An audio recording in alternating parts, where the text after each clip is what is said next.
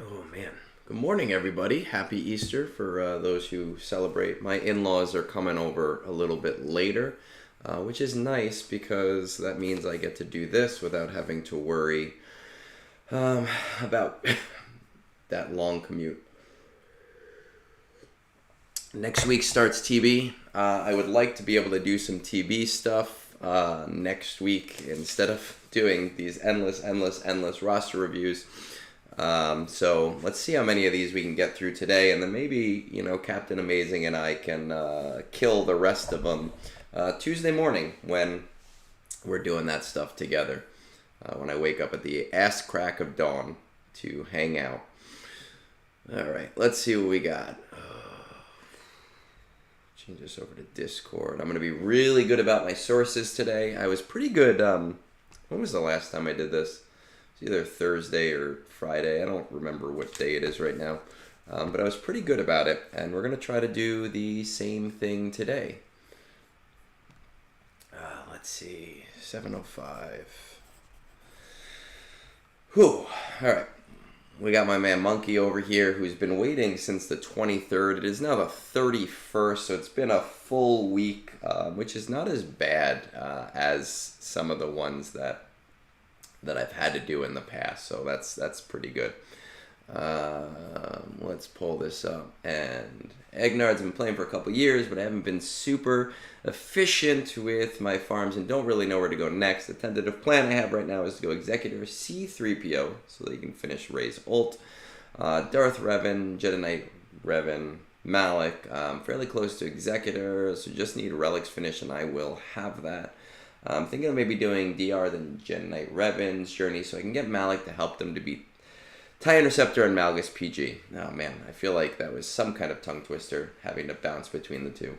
Top 20 fleets, 4 Leviathans, 4 Profundities, rest are Executors. I'm not yet talking with my fleet shard. Been playing for a couple years, only 4 Leviathans in your fleet shard seems pretty, it seems pretty lucky. Because I know that people are seeing a lot more of that really quickly. Rebel Roundup, mostly CT1. So Rebel Roundup, CT1, Force Moon 2, Place Power 3, Military Might, probably a 0 depending on what that CLS looks like. Ground War 0, Secrets of Shadow 0, and Fanatical Devotion 0. Alright, Monkey, we are going to try and hook you up here, and let's see what we got going on. Cap, good morning. I just saw you pop in. What time is it for you? It's 9 o'clock. That's not too bad. Right, I get confused with daylight savings time and how it goes from the 13 to the 14. Let's see what we got. It is not this GG. It is this one. Chromium 1. 4.6 million. Arena page.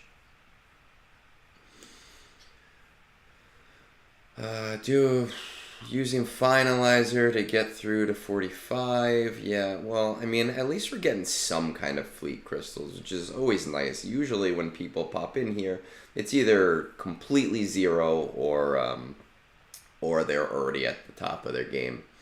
Let's take a look at what we got here.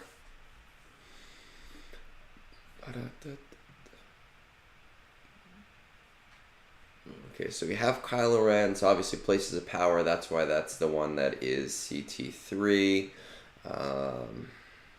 We have Rey, we're looking to get her ult. How do I take my coffee black? Actually free. How do I take my coffee free? If somebody hands me a coffee, I don't care what's in it, I'm happy. There's like people who are like really bitchy and they're like, oh, I have to have a mocha latte with 3 pumps of milk. You could hand me any coffee and I would be happy, but if I'm making it myself, it's just plain black coffee. There's this really cool coffee company about an hour away from us that we sometimes will buy from. We just bought from them yesterday. Ocean City Coffee Company, not sponsored. They make these really nice, like, mellow flavored coffees. And I find that in order to get the flavor of the coffee, I do need to put like a little splash of milk in there. But otherwise, I'd prefer it just straight up right out of the pot. Oh, right. We have the Revenn. Okay, let's see how these Ewoks are doing. 1, 2, 3, 4. Oh, I mean, Wicket's honestly a priority regardless, just because you want to be able to get those 2 Zetas every time that event comes around. So that's not a bad idea before I look at anything really else, and wonder, kind of the same thing with Talzin, right? You just want to you want to get them done so that you can do the bonus tiers, and then those Zetas kind of compound, especially when you're in this explosive growth part of the game, where you're going to be constantly and consistently low on Zetas. Let's see, in a week, how did we do with Executor? Where is it? There it is. All right, we're not too bad. We're fairly close here.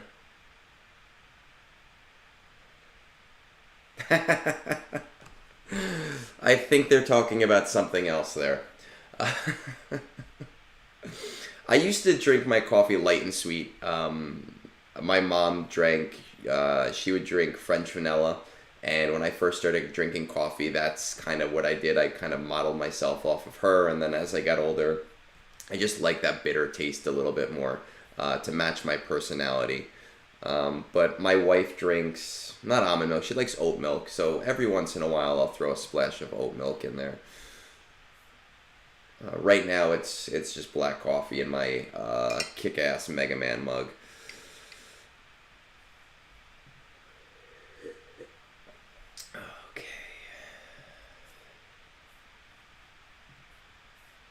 Let's see. Alright, let's see where these journeys are at. I wish GG had like a journey page for these to make it easy, but I get why they don't. Actually, somebody sent me a new utility to check out. I was meaning to do it, but I had a really busy weekend overall right now. Let's see these Old Republic. Okay, alright, well it's going to be longer than we want it to be, but not the worst thing in the world.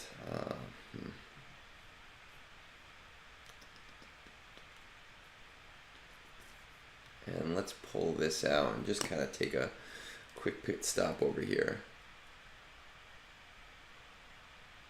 That is civilized cyberpunk. You know, I don't like to get into politics, so I will say that it is both sides, but the last 8 years, I find that I can't disagree with you in terms of being civilized, and again, I do think that that's coming from both sides of American politics.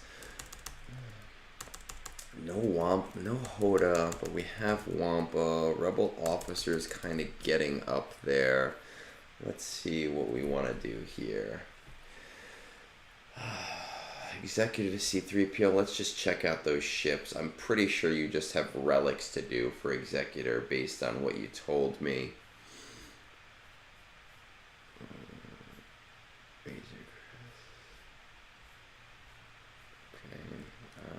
Slave 1.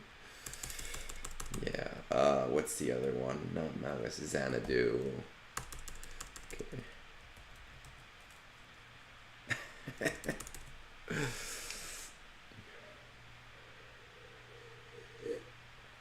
Pip pip cheerio and all that. Alright, let's see. So Executor, we're kind of like on that path. That should be coming up relatively quickly with the relic levels that we have left.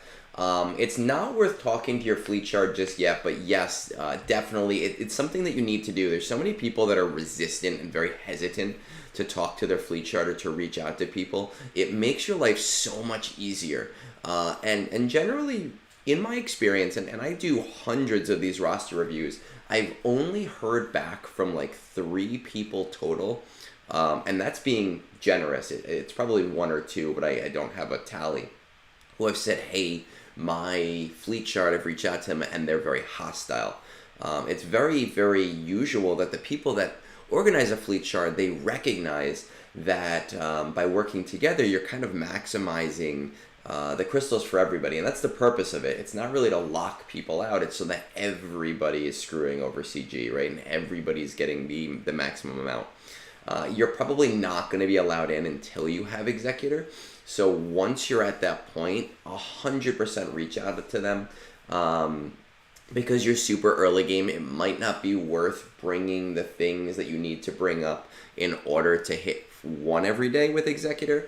But if we're at least hitting the top 10 or even the top 5, that will give you a considerable amount of additional resources that you can apply towards other farms, and that you can, apply towards the next fleet kind of going forward.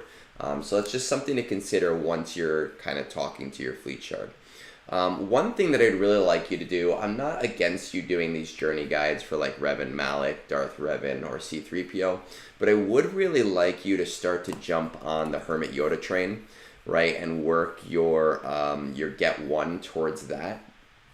Because Jedi Master Luke is going to be an earlier farm that you're going to want to do, especially as being a 4 million plus player, and you don't have him unlocked. And maybe you have started it more recently, and you just haven't gotten to the 145 shards yet, and that's fine. But it's just something that I want to point out. While you're working on these little things, start putting your Get 1 towards this. Rebel Officer Leia is also going to be something you want to keep in mind. But we're looking a couple months down the line, those bounty events will come around. The only thing I would say is definitely apply or utilize those bounty events towards her versus other things, so that you don't have to use your Get 2, or you have to use a very minimum amount of Get 2 later on. But I wouldn't worry as much about her, since we are going to be looking multiple months down the line in terms of finishing and unlocking everything for Jedi Knight Luke and Jedi Master Luke. And I'm not even sure if that's really the first thing that we want to go down yet. So it's just something to kind of keep in the back of your mind. Hermit Yoda, though, I would start immediately just to kind of have him. He's a good character to have as well anyway. Let's see what we got here. I want to just look at and check in on some of these assault battles. Commander Luke, Han, Chewie, yeah, without Chupio. I will tell you that I see your Chupio is really super low right now. You're finishing up C-3PO. That's a shorter term goal. When I did CT2 of Military Might, Chupio didn't exist yet, and my only relic was Relic 2 R2D2, because I was working towards Rey at the time, not because it was important. And also Han was like G9 and Chewbacca was like G10. It was ridiculous. It all came down to a little bit of luck and understanding the strategy of the event. So once you do hit C-3PO, if you're not already doing CT1, it should be relatively easy for you, even with the old comp for Military Might. In terms of the other assault battles, the other one that I want to check on is Ground War, but Secrets and Shadows and Fanatical Devotion, they're not going to be your priority just yet, right? That's not something that we want to worry about. That's not something that we need right now. So let's see what's going on here.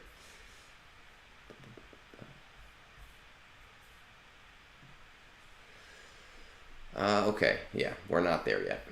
That's gonna be a little while.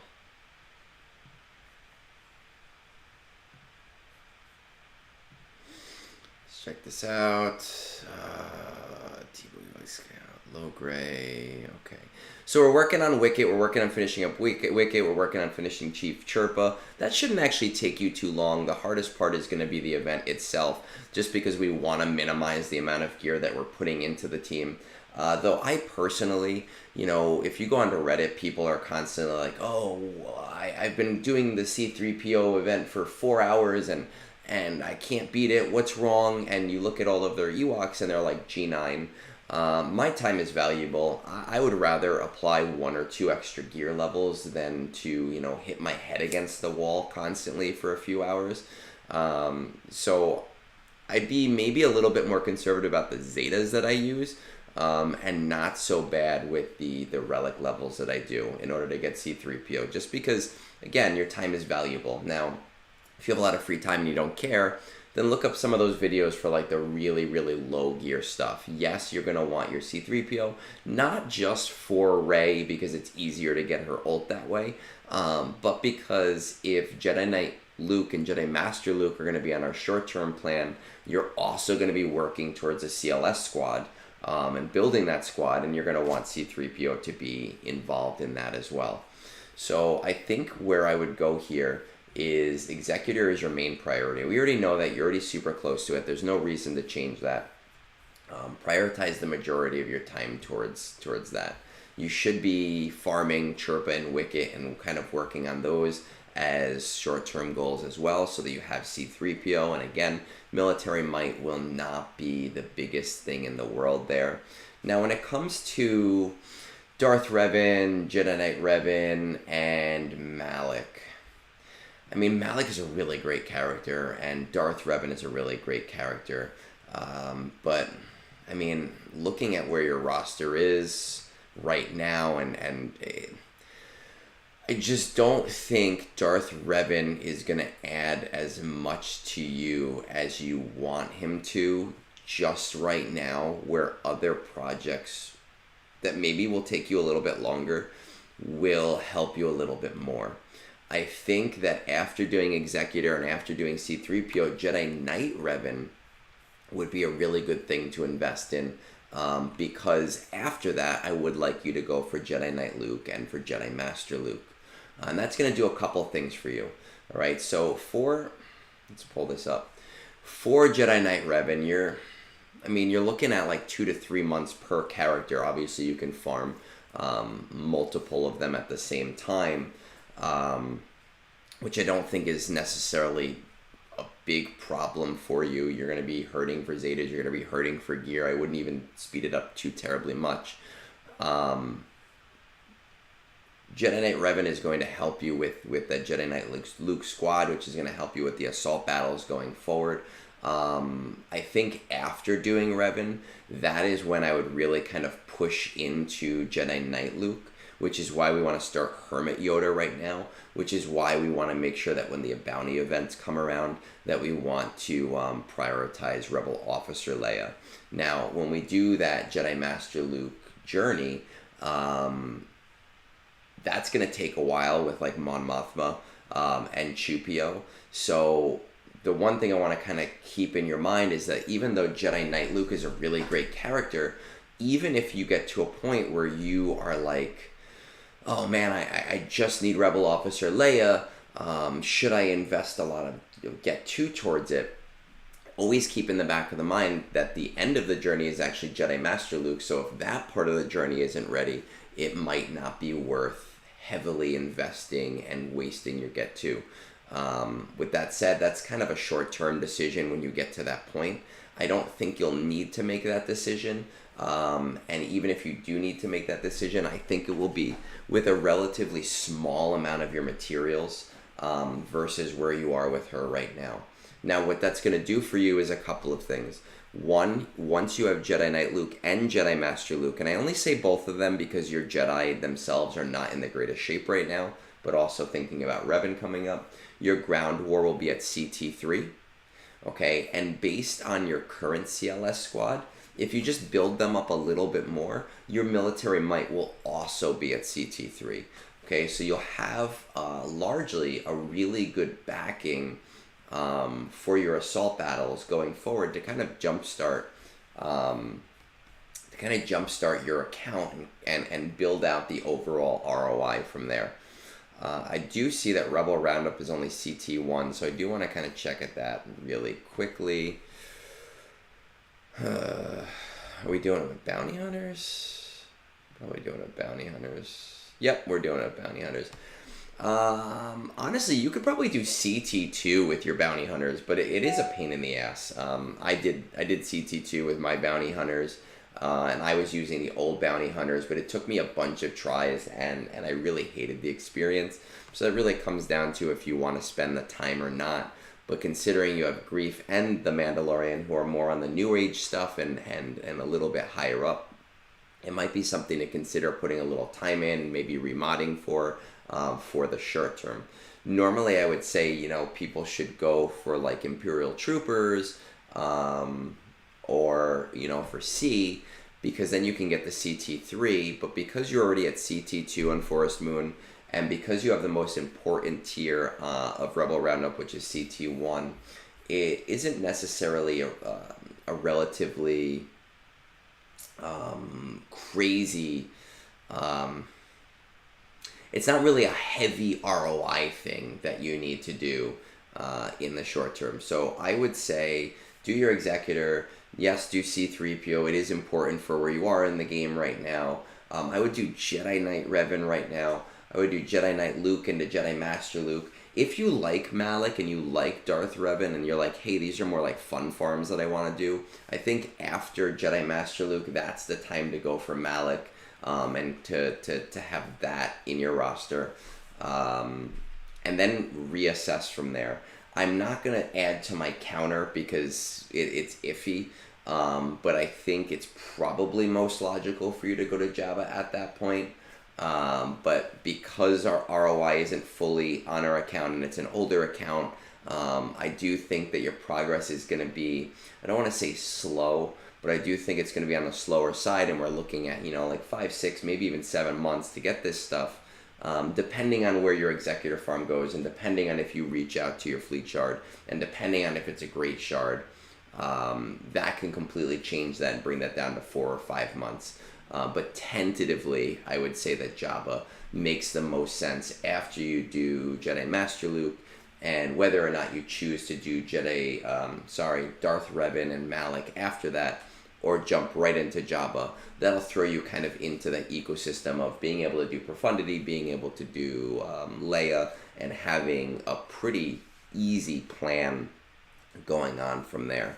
Tumble, good morning. Yeah, Sean reached out to me a while ago, and it just kind of worked out this time, and I'm glad it worked out now because of the Gungans. I had a lot of fun doing it. He's a very organized guy, and I find that when I do Tales episodes and when I did Galactic War Report, it always ends up being like, the thing itself is like an hour long, and then you just are on Zoom or on whatever else you use chatting for another hour about other things that maybe players wouldn't find interesting, or maybe just bog things down. But it was a lot of fun. I would do it again. I enjoyed the experience. And for anyone that hasn't seen it, I was just on Galactic War Report. We did an episode about the last week and the new Boomadir and everything going on with the Gungans. So let's move on from here. Oh my goodness. We're going slow and steady this morning, but that's okay. We're going to truck through whatever we can.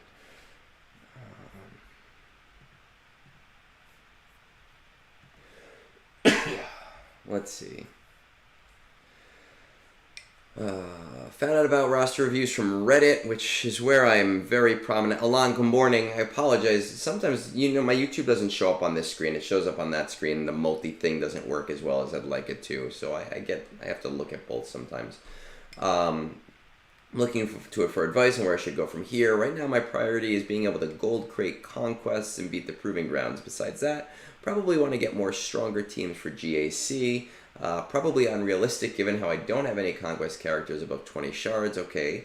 But also want to consistently be able to stay near top of Fleet Arena. Fleet Arena 1 Leviathan, though the player is nice and switches to his Executor. Okay, so you have a shard that you're talking to, so that's good, and it's cooperative, right? That's awesome. The player's nice, switches to Executor when it's not his payout. 3 7-star Executors and 5 4 to 5-star Executors. The rest are Finalizers and Chimeras. Assault Battles, Fanatical, we don't have anything. Secrets and Shadows, we don't have anything. Those are both fine. Everything else looks pretty good except for Ground War, which I really don't like, but that's okay. Let's see what we got. Jedi Knight Revenn into DR, into Malak, into GG, into Gas, into Ray, into SK, into C, into JMK, into LV, into Leviathan. Okay, not dead set on this, and I'm open to changing up my plan. Prefer to farm fun to use teams, but can go for efficiency if needed. Don't really have any farms I really prioritize. I think we're definitely going to make some changes. I appreciate that, Tumble. Thank you. We're definitely gonna make some changes to this order. Let's see what we got here. Oof, sweet. Da-da-da. Pop this over. Check out the profile. Ba-da-da-da-da. Chromium 3, 4.2. Yeah, a lot of these guys that come in, they do have like a big list, and sometimes I find there's nothing that I can change. Like they got some great stuff. There's definitely some things here that I want to change. 5-star executor, not so bad, especially if you're in a positive fleet arena, right, where you're not having trouble. I do see that you are all over the place in terms of where you're hitting, and I'm not sure if that you're feeling blocked by people or if it's just because of time. If you're not feeling blocked by people, I wouldn't rush refreshing on the executor. I might do like 1 time per event just to kind of prepare, but I wouldn't rush it. If you are feeling blocked every once in a while based on this, it might be worth it to kind of spearhead it and not necessarily do 7 right away, but maybe do 2 or 3 per event to kind of space that out. I obviously don't know, because I don't know if it's a time thing or if it's, you're feeling blocked by what's going on kind of thing. Just take a quick look where we are here. I'm assuming we bought the light speed. No, we did not. Okay. Jedi Knight Luke, Jedi Master Luke. I will say if Proving Grounds are your priority, SLKR can do pretty much all of them. I don't know about Fury class because that obviously hasn't come up yet. We'll find out on Monday. And it's not always with his First Order team. Sometimes you have to use other characters. But SLKR, who everyone seems to call Slicker, he is relatively good at that. Another character who is relatively good at that is Jedi Master Luke.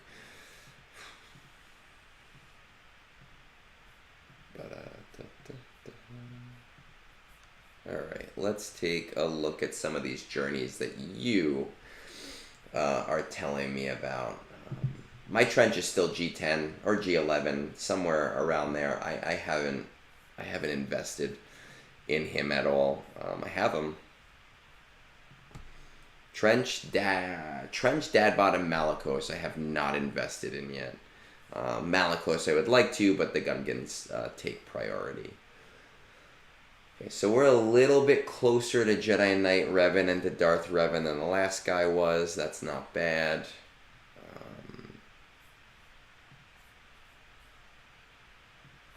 Let's see what we got going on here. Our Sith are not in amazing shape, but they're serviceable.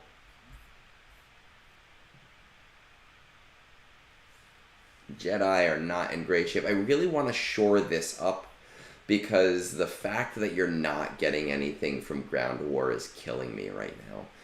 That's the last of the really important assault battles for an account. I'd like to see this change. Yeah, I made other people do them for the platoons. I did Hoth Rebel Soldier. They can do Dad Bod. I would like to see you starting on Wampa and Hoda, right? Definitely 100%. I would recommend doing Wampa first just because you have the Omicron and she's going to service you. Phrasing. She's going to do really well for you in GAC, especially at your level of the gameplay. I find that I'm not using her as much as I used to. But I'm in Kyber 2, you're not. You're definitely going to see the teams that's going to work with a little bit more. But I would like to see you kind of putting your time and effort towards those 2 characters now. Same thing with Rebel Officer Leia, for the same reason we talked to Monkey about before. We kind of want to start thinking about Jedi Master Luke as being an important character. The other nice thing about Jedi Master Luke is that he is really good for Proving Grounds as well. So if you're struggling with your SLKR team, that's kind of a way to go. And you do have, just like Monkey did, it's almost like I'm looking at identical accounts. You do have really good bounty hunters, so being able to get Rollo from that instead of using GE2, or the Get 2 rather, is going to be helpful. So if you're prioritizing a different character right now, I would strongly suggest prioritizing Rollo, just so that you're not having to burn all that Get 2 in the long run. Now, because we're much further away from her, and because that event isn't a monthly event, we do have a little bit more time, but that's something that we want to plan for right now. Let's see. These separatists. Right, I'm just kind of looking at the plans that you have told me to see where we are at with those things. Gas, Ray, SK. Let's see these SK guys. I don't recommend Ray at all, by the way, at all. Like, she's super awesome with her Datacron. She's really great on defense, but really, really only when you have, the other tools available to you for that, and you're not there yet for those. So she's a relatively low ROI character for you right now. Marjade, that's the other one. Kyle, Dash. Okay, so we're relatively far there.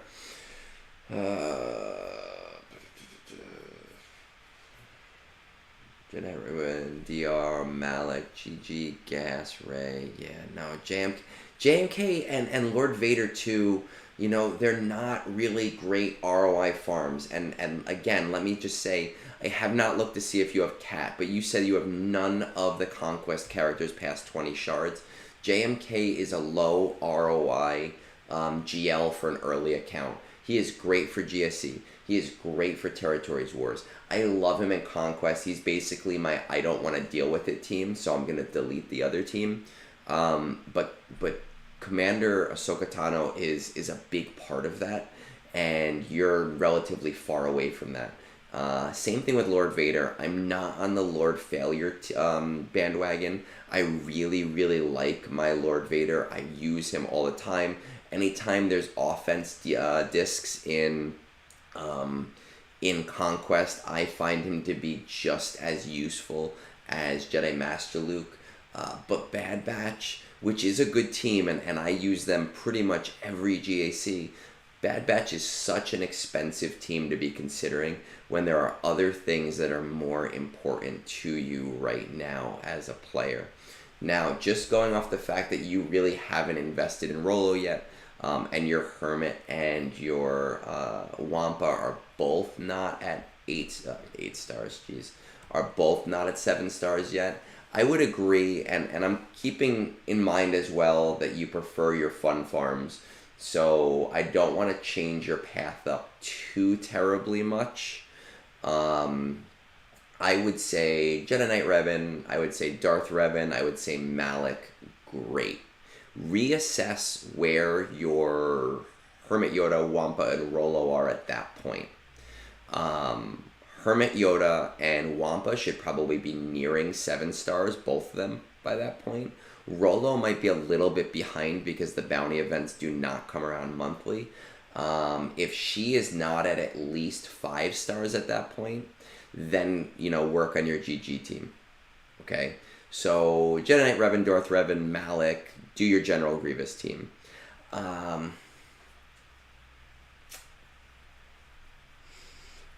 After GG, I'm thinking 2, 3. No, your Rollo's probably not going to be there yet. So let's keep let's keep the beginning part of this intact, just keeping in mind how long this is going to take.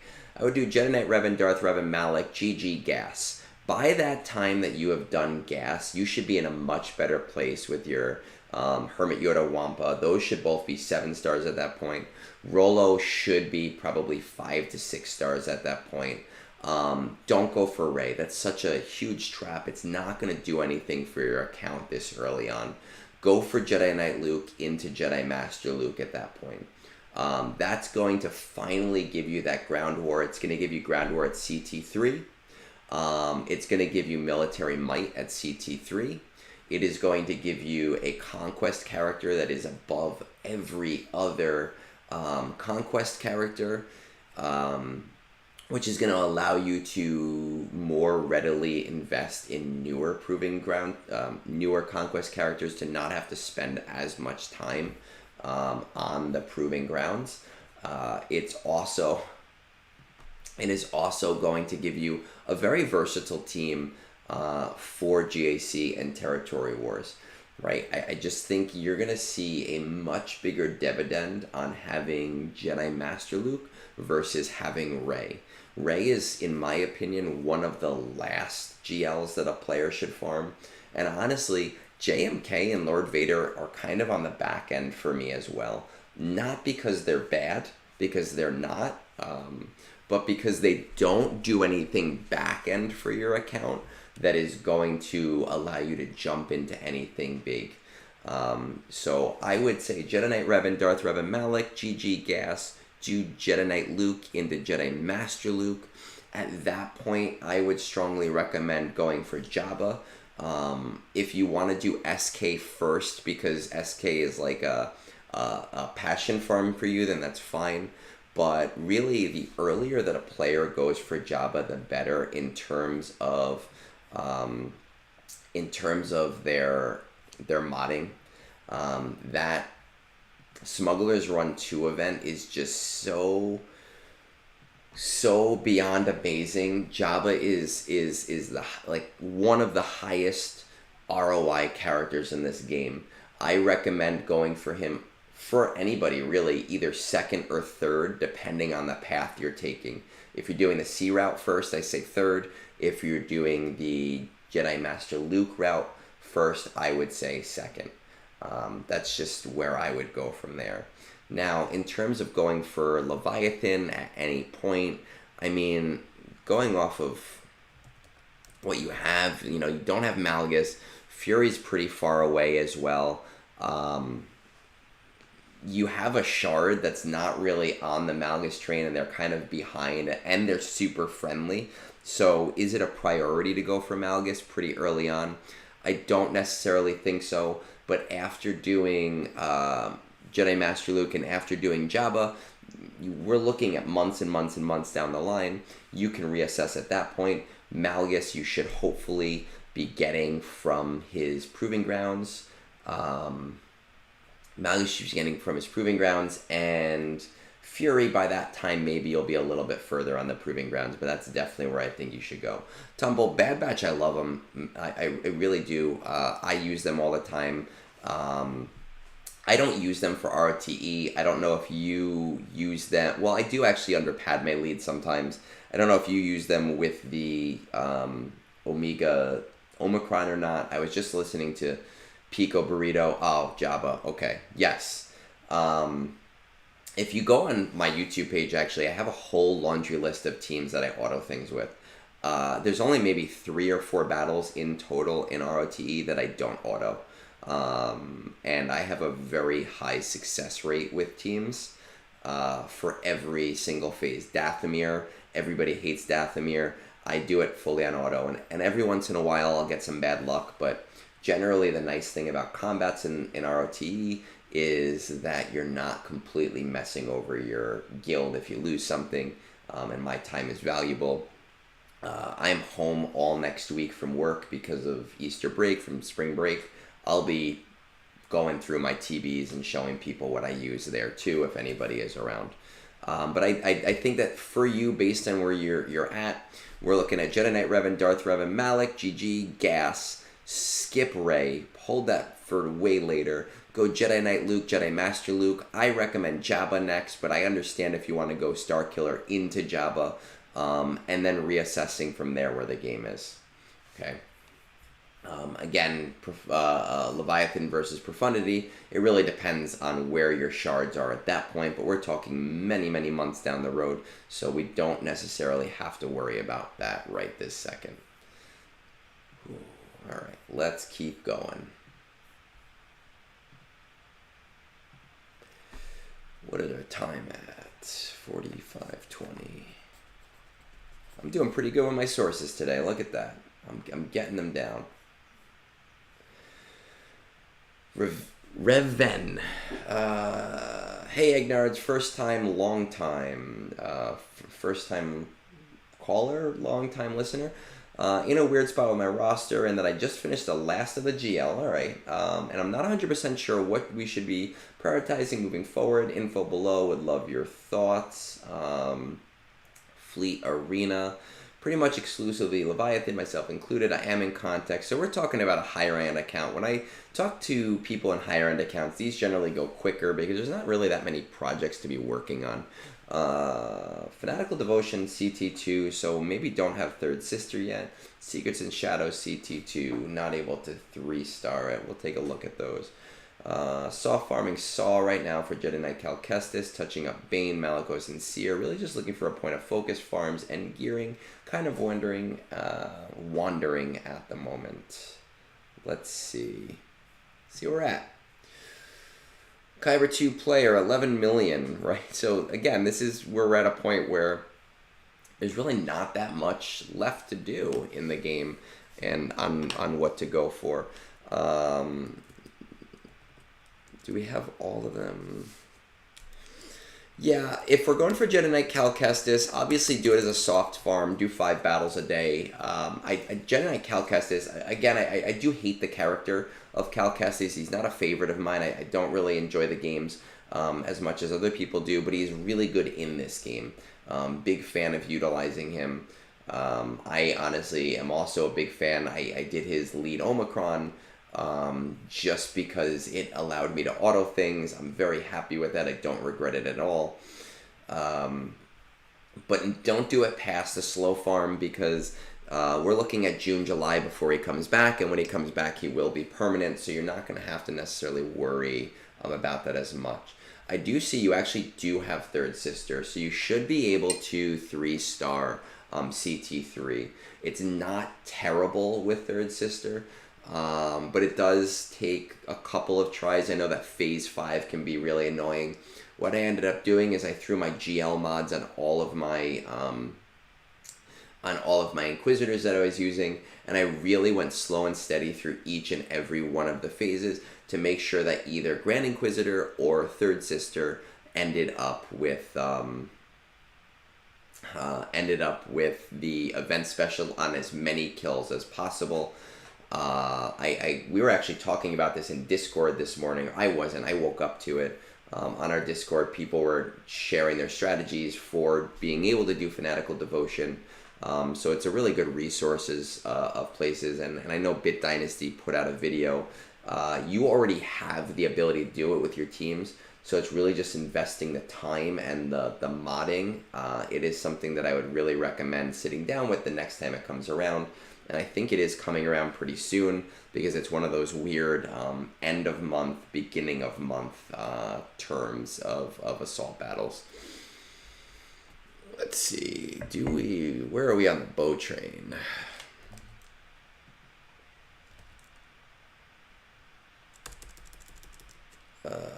Kellerin. Haven't even really started farming him. Okay, Paz. Okay, Ig 12, right? I just want to go to the bottom of your roster real quick, kind of see. I bet I could have done that in an easy way. Tuscan, Tarful, Saw, Paz, Zori. I would definitely look into Zori. I was really hesitant on Zori. I just recently did the Omicron, and if you're looking, for something really nice for your GAC, that's going to be really low effort for you to be able to do. Especially being in the part of the game where you're at, you have a little bit more leeway to do things for fun than other people are going to have. I would definitely, I would recommend that. Again, I was hesitant at first when it came to that. And not anymore. I'm very glad that I did it. Tumble, as far as Jedi Knight Cal Kestis, I'm going to be honest, I don't either. I just very recently, in the last week, started using him not on auto and how to bounce things around too for that. And you have Bane kind of set up. Let's see where he's at. Bane's at 5. My Bane's also at 5. I want to bring him to 8, but all of my relic materials are obviously spoken for right now, and I don't even know if I'm going to get enough relic materials to hit R9 on all of my Gungans right away. So I can't afford to spend any more relic materials than from the R6 to R9 standpoint.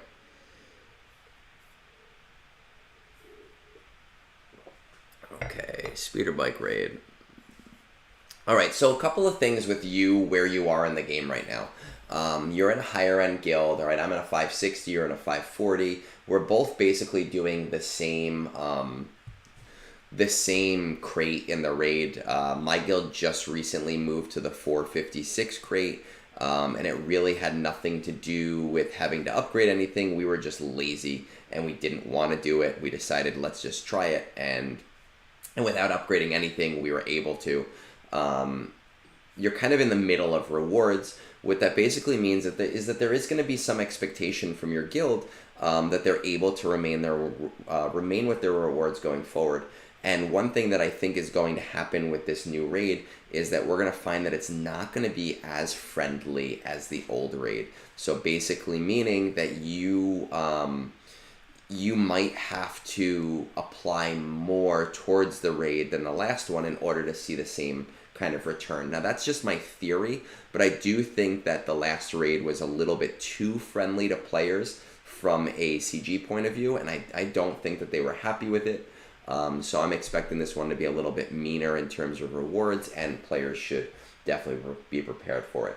The other thing, being a player at your level, my philosophy is that I should always be prepared with shards. And I notice that there's a lot of characters that you still don't have at 7 stars who can be relatively useful. I would be slow farming your Bo-Katan requirements. I'm not saying put a huge amount of emphasis on it. I'm not saying go for Bo-Katan next. I am saying that I'm surprised that that even like Paz is very low, because he's been farmable for a relatively long time. Bo-Katan I do see as mostly a luxury, but I think that when it comes to not really investing any amount of materials, right, just a little bit of energy each day, it's a very reasonable ask from players. Someone at your material, at your level, anything that's coming out, you should be at least prioritizing a small amount towards getting it.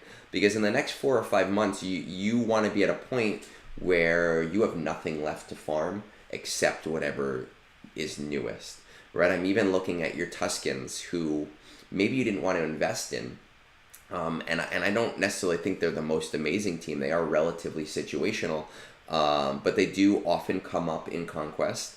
And it doesn't typically take a very strong Tuscan team in order to get like the momentum feat, or to get like win with Tuscan's feat, especially if you're going against like a Imperial Troopers team. So I think that you just want to spend a little bit more time with the things that are newer. On top of Jedi Knight Cal Kestis, who is not coming around for a little while, right? You're going to have 3 months really until you can do that. Because of the raid, you know, the Gungans are going to be the featured faction, love or hate them. Whether or not you really want to, whether or not you're on the Jar Jar train. I know I'm on the Jar Jar train. I actually don't recommend them often, but you're in a position where maybe you don't want to soft whale them like I'm doing, but you should definitely be 1x farming each of them as they come out, because your guild is going to want to, again, see the fruits of their labor for the raid. And that's kind of the situation that you're in as a player, is that you have to think about what's going on from a guild point of view to help them out, to make sure that you're kind of doing your part. We obviously also have Queen Amidala, and we have Master Qui-Gon, and we have Obi-Wan coming out, but we're not even seeing Amidala for another 2 months. Qui-Gon and why can't I remember Kenobi's name? They haven't even been released yet, so in terms of being raid dominant, they're not even at a point where they're soft whaleable yet. So Gungans are the thing that players are going to need to look towards. And I just think that it's something that you need to keep in the back of your mind. So for a player like you, there really isn't a, hey, you should do this, you should do this, you should do this. If you're looking for really, really, really targeted GAC advice and like, hey, how can I do better in GAC and how can I get myself to that next level in GAC? I just want to check where you are. Kyber 2. We might face each other soon. Who knows? I definitely recommend also going to Captain Amazing and asking him. He's on our Discord. He's like the GAC guy. He's the one that really invests all his time in that. I'm a turtle. Tumble, as far as soft whaling, what I mean is crystal is shard farming when they become available in the store. So, for example, Boss Nass, I am going to be doing when he comes to the node, because I'm pretty sure I'll have a month with him on a node. But Captain Turples, I don't think I'll have that month. So once he hits the store, I'm gonna start shard farming that, and I've been preparing for that for months and months and months and months, just saving my crystal income. So it really isn't even a spending decision. So if you're looking for like really targeted GAC advice, he's definitely the person to go for that. I don't think anything that you are that you're doing is wrong, because you're already at the top, right?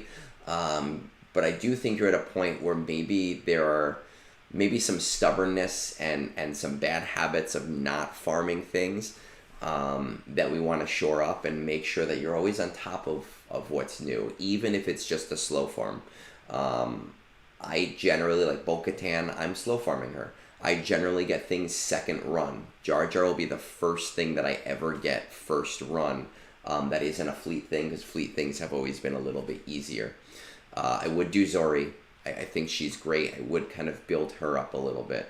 But I would start really looking at those back end things for your account and just putting a little bit of priority towards them. And also, again, remembering that whether you love or you hate the Gungans, they are going to largely be a very important team for the next 10 to 12 months. And you don't want to be in a position where you're behind on that, right? So those are just kind of some things that you're going to want to keep in mind. Yeah, I'm 11.4, and I generally don't do things first run because I feel like they're a luxury that I can do without. I'm not feeling affected by not having Bo-Katan, especially as a turtle, especially as someone who doesn't really need to be in Kyber 1. With Jar Jar, it's more of a passion farm for me. If I were not on the Jar Jar train, I would probably be 1x or 2xing him for the raid. But I will tell you that I have a very sneaking suspicion that the event for him is either going to be a permanent event or it is going to be a once-a-month event like Bo-Katan, because they're not going to want to ice people out of this raid indefinitely. And he's going to lose a lot of prominence once the raid is over. So those are really just things to keep in mind.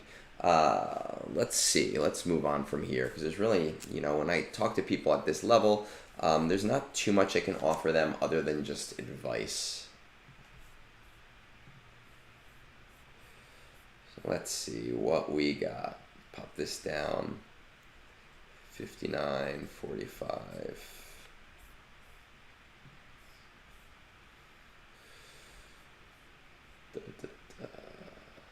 Alright, Zavor, who I'm probably pronouncing his name wrong, but who's always on our Discord, so hopefully I give him the respect that he deserves here for recognizing that we're an awesome community and that we get a lot done. Thought I should throw my name in the hat as I'm looking for some advice on where to go. My account is just over 2 years old, meaning I've missed all the Conquest tunes so far. Will unlock via Proving Grounds in 6+ months. Bane will be my first Conquest unlock in 6 months, which is really nice. Gordina, we're just doing some roster stuff for Star Wars Galaxy of Heroes. I don't know if you play or not, or if you just like listening to my voice. I've been told that I have a good one, though I don't necessarily agree with wanting to listen to it. No C and no plans from the near future. It really doesn't matter. We've been finding out, right, that Bane doesn't really need to go with C, and honestly, it's kind of worthless to send him with C as long as you have like a Relic 7 or 8 character, Sith character to send him in with. Free to play minus Rey and Rebel Lightspeed bundle, so not free to play. Okay, that is a sticking point for me that I know pisses people off because I feel like people should just be okay with what they spend their money on, right? You're a casual spender. You spend when the value is really good. When you recognize a value that's great, that's when you put your money in, and that's totally fine. But we're not going to harp on that right now. Unlocked since October. Fleet Shard, 15 executors, 1 profundity, made a fleet Discord a year ago and coordinate top finishes, take first most days. Good for you. Awesome. Love it. Assault battles, all of them look pretty good. Places of Power, it's probably an SLKR thing, right, that you're doing it, so you have to do it the slow way. It looks like they're pretty much in order. Rebel Roundup being at CT3 and Forest Moon only being at CT2 is kind of weird, so I imagine you do have Jabba, because if your Imperial Troopers can do Rebel Roundup, your Imperial Troopers can do Forest Moon, so I can only imagine you've got Jabba. Currently working on Profundity into Gas, into whatever. Don't have my heart completely set on any farms, but do want to get Profundity going and Gas sometime soon, but I'm flexible, I just need more teams. I'm considering JMK, SK, Jedi Knight, Cal Kestis, Inquisitors for the guild, or to shore up teams. I really need teams for GAC, so I'm also considering lower investment teams like a single Relic DACA Night Sister team or largely G12 MM team. Probably won't relic all tunes for Gas Journey immediately. Same goes for Iden and Jedi Knight Cal Kestis. When CG announces a new GL meta fleet, I would like to go for it if it's possible. Something that requires Conquest tunes won't be available, but otherwise, I'm trying to prioritize going for new releases. How highly do you value efficiency? Efficiency, wasting resources isn't fun. Are there any favorite characters? Not really. All right, let's see what we got here, shall we? Okay, so, all right. 2 years, Kyber 2 player, man. Good for you. Good for you. And at 6 million, see, like, nice. Just really nice. This is an efficient, look, with Executor too, like, friggin' awesome. Seriously, really, really nice job with this. Just check out your guild real quick, because we had mentioned some guild stuff. 389, yeah, they're probably looking for you to do Inquisitors in the shorter term, most likely. Let's see what this collection is. See what we got going on. We have Jedi Master Luke, so that's why we're talking about the MM team. Jedi Master Luke, Jabba, awesome. Supreme Leader Kylo Ren, Leia. I feel like now that I have these cool Jabba graphics, nobody needs to go for Jabba, and I don't have to shill for him as much as I used to. Jabba, Leia, Rey, so 5 GL, which means Kenobi makes a little bit more sense. Jedi Knight Cal Kestis.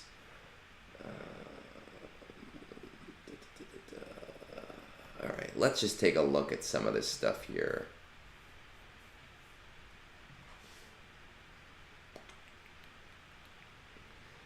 Okay, maybe not worth it for right now where you're at.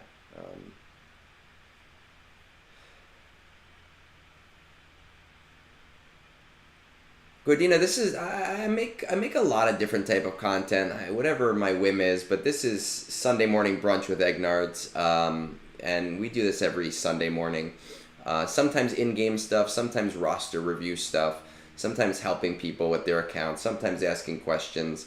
It depends on the week. It depends on what's in our agenda for the day.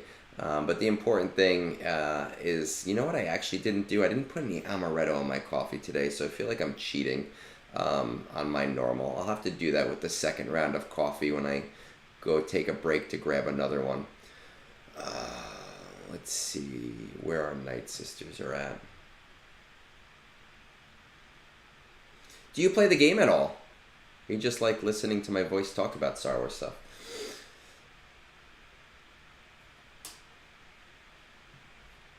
Subscribe. Secrets and Shadows. Well, you're probably right. If you're doing CT1, you're doing it with Phoenix more than likely.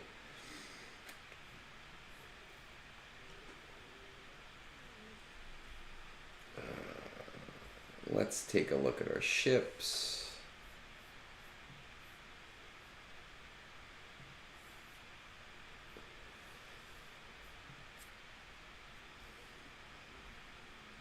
Negotiator, Executor.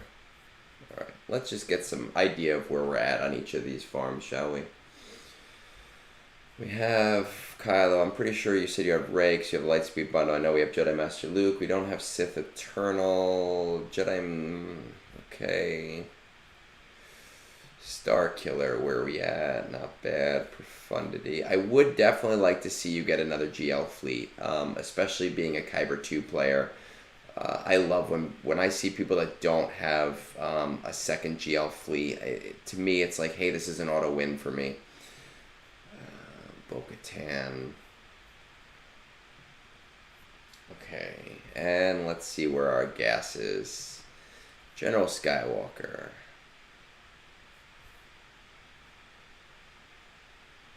Warlock, good morning, man. Happy Easter if you celebrate. If you don't, happy Sunday. Separatists.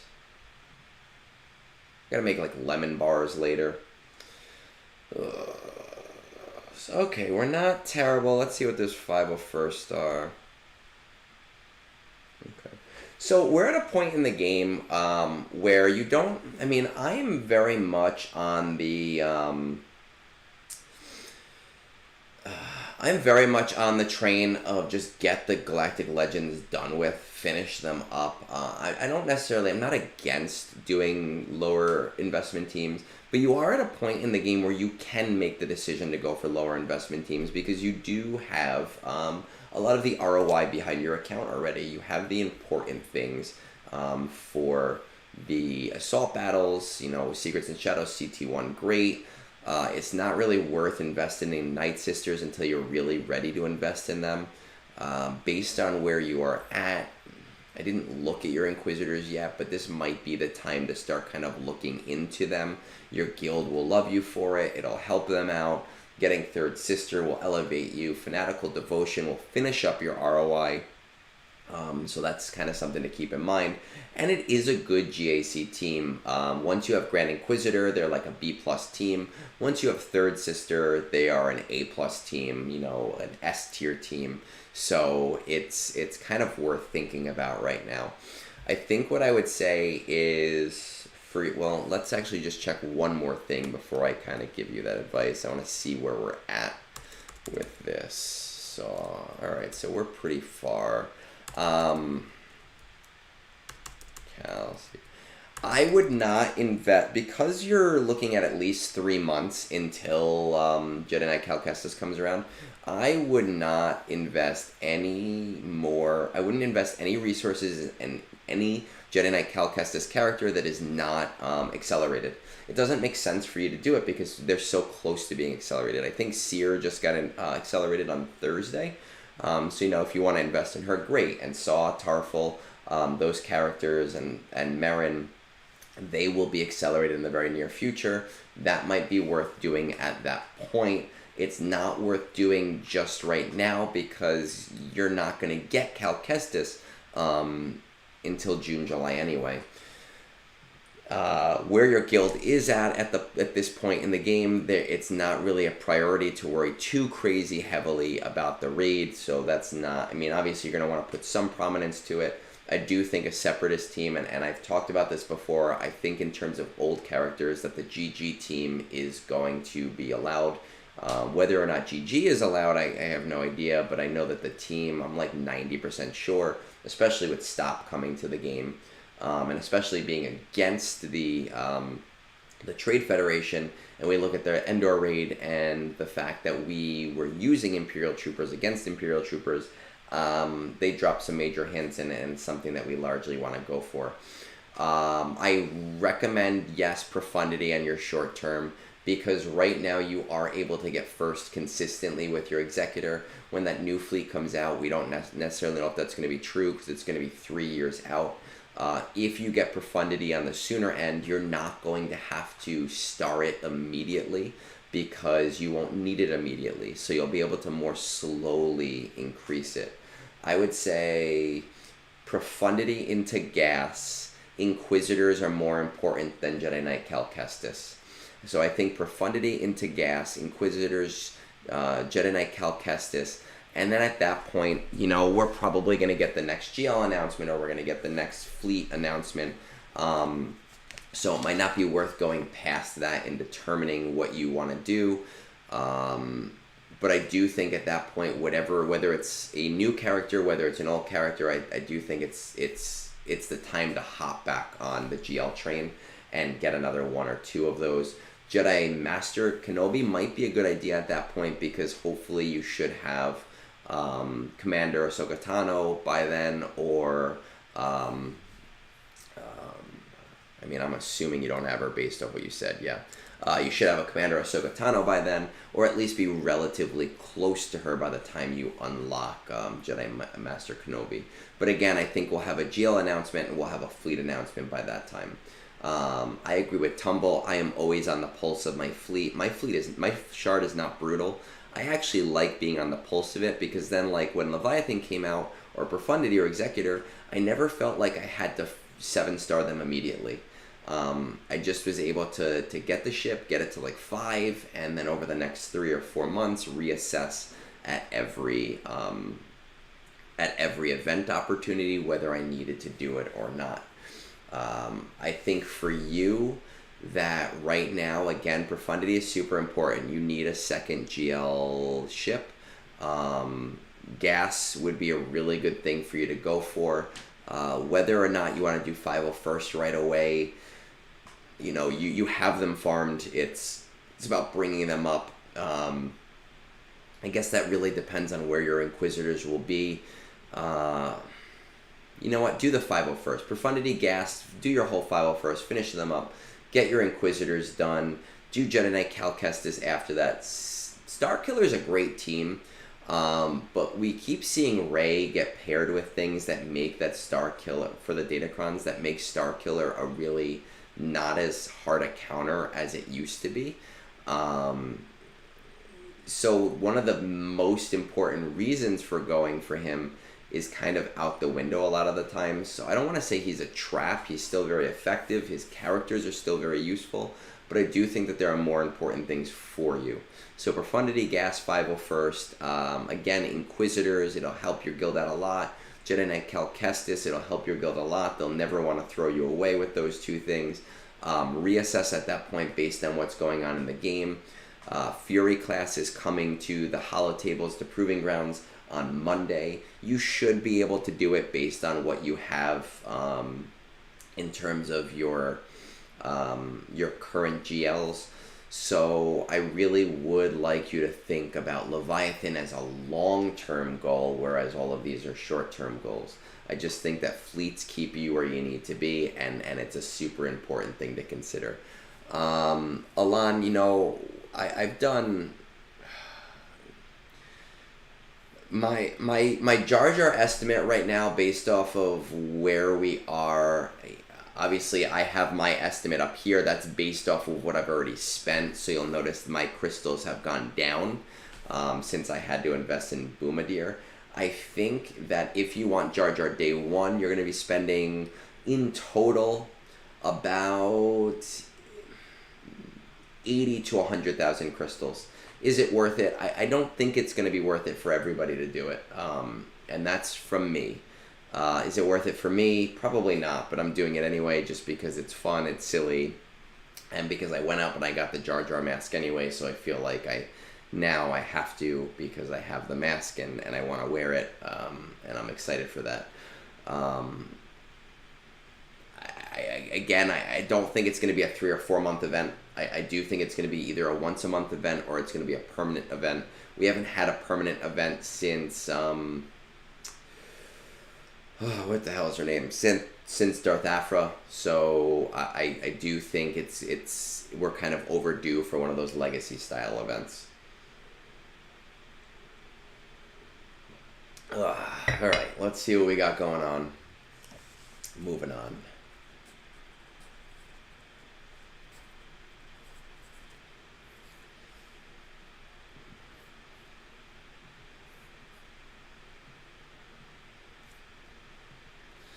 For those of you just joining us, we are on Discord. Hit us up on Discord. We have a great community, and again, I've said this before. I say this a lot. By the end of the year, we will be the second most important Discord for this game. It's going to happen, I promise you. We're working on some cool stuff with creators. If you are a smaller creator, get in touch with us. Working on some recruitment stuff for guild recruitment and trying to do it a little different than other servers. I have a few people working on and looking into different bots designed specifically for us. So get on board now before we start that. But let's see what we got. I don't even want to pronounce it. Belloq, I don't know. But somebody who's been around for a while on Reddit and on our Discord as well. I figured I'd toss my roster at you mostly out of curiosity more than a strict need for guidance. I know that you are a veteran player. More eyes on a roster is always appreciated. Fleet, I get one easily since I'm in the Fleet Discord. I think there's 10 or so Leviathans, 10 Profanities, and Executors. EB, CT3 on all but Secrets and Shadows, which I do CT1. I have some short-term plans that I'm sticking to. Jedi Knight Guardian, that's super short-term plan for the Zephel platoons. Bane once this conquest ends, so that's pretty much tomorrow. Then SK all to R7. After that, I'm kind of in a lull until Naboo raid comes out. I intend to do some hoarding for raid units, but I'm rather aimless right now. I value efficiency a lot over fun. Being good at the game is my fun. In terms of favorite characters, LV, I really, really want him. It's so hard to justify spending that many resources on him when I could hoard for the raid or the new GL or GL ship. I feel you, man. I bit the bullet on Lord Vader. And he's super, super, super expensive. And I don't think he's worth it for everybody for that reason. And I want to recommend him more often, and I never really get the chance to do it because of that. Another person looking at this GG who is right where I am. I am actually, I'm at the top of K2 right now. I'm just loading my game up to see my exacts. If I win this next match, I will be in K1 again. The most I've ever been in K1 has been for literally 1 day. So we'll see if that'll even do anything for me. Let's see. I am 3593, right? So if anybody ends up facing me at some point in the future, just say hi. Reach out. I like talking to my opponents. I hate when they don't respond to me because I just want to say hi, chat, and hang out. All right. Do we have all three of these? Let's see. I'm assuming we have Jedi Cal, right? Yes, we do. What about Bo? We got Bo. No Bo yet. I don't have her either. Again, I see Bo as a luxury. I don't see her as something that's completely needed right now. This is not what I want to look to. Check this out. Executor Leviathan. I would love to see you have Profundity. Let's see where we are at, shall we?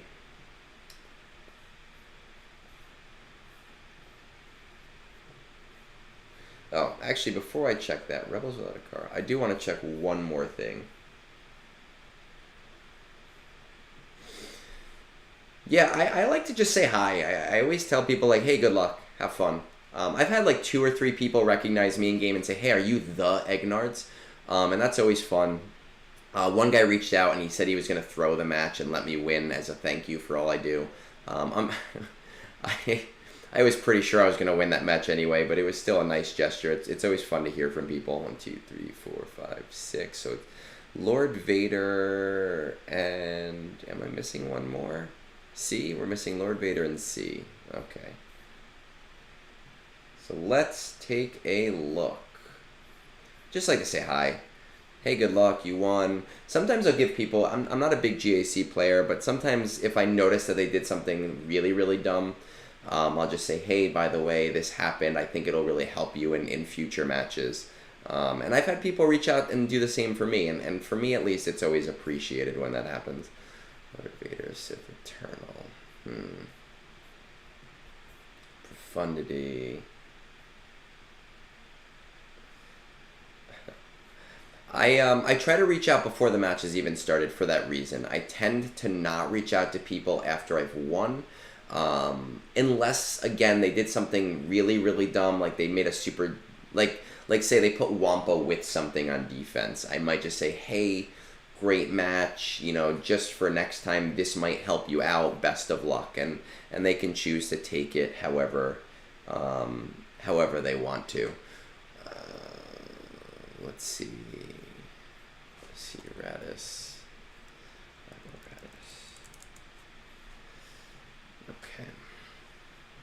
And let's see where we are with these Gungans. So it looks like you're going the route of doing the 2 marquee packs to be able to get the extra 5, to get the extra 5 shards each day, which is, it's nice. It's great that they did that. I wish we still had that extra Phantom 8th day, but as I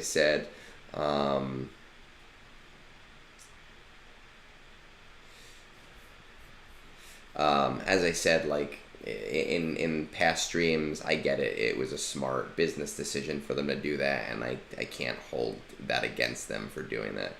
Alon, yeah, there are a lot of great people playing this game. Tumble, our Discord is actually, I'll pull it up for you really quick just in case, but it is in our in my profile on Twitch, but I'll pull it in for you just while I'm looking for this other stuff.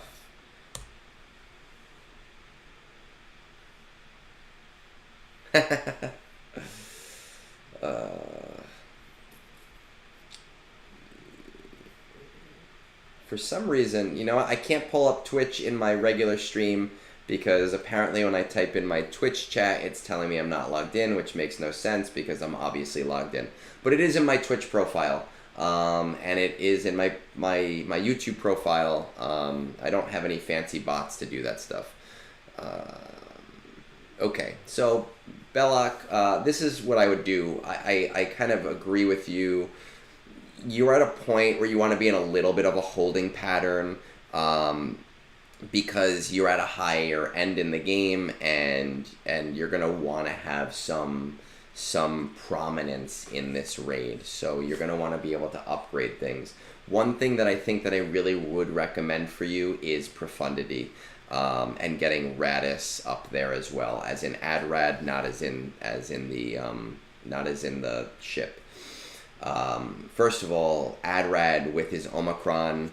I love the Omicron. I love using it. I still use it. It's still prominent. And I love using it against Dark Trooper Moff Gideon teams, even with the Omicrons. I wouldn't say it's 100% win rate, but it does definitely have a relatively high win rate for me. Alon, exactly. That's another one with Qui-Gon Jinn. And I tell people, like, hey, just so you know, by the way. And so far, I've never had anyone take it wrong. So anyway, back on to Radis, I would recommend that just because as a K2 player, fleets are really important. And because you already have Leviathan, you won't have to star it up right away, right? It's something you can kind of let star up in the background. So I think it's something that will pay dividends for you to have all of the GL ships. It will help your guild in ROTE as well, because fleets are one of those things in ROTE where you get double the territory points. So like for my guild, we're doing Ring of Kafrene, which is a day 5 planet, and it's like 1.6 or 2.5 million points for it. And nobody has a full Relic 9 team, so it's a really low cost way to get some extra points, right? You look at like 2 million points over 50 people is 100 million. Obviously, you won't be able to do that right away if you don't star it to 7, but you'll be on the road to doing that. I think other than Profundity, I would be in a holding pattern for the raid. Just because I do think that the raid is going to be a little bit harder, and we're going to need to invest a little bit further than we had to invest for the raid, for the last raid.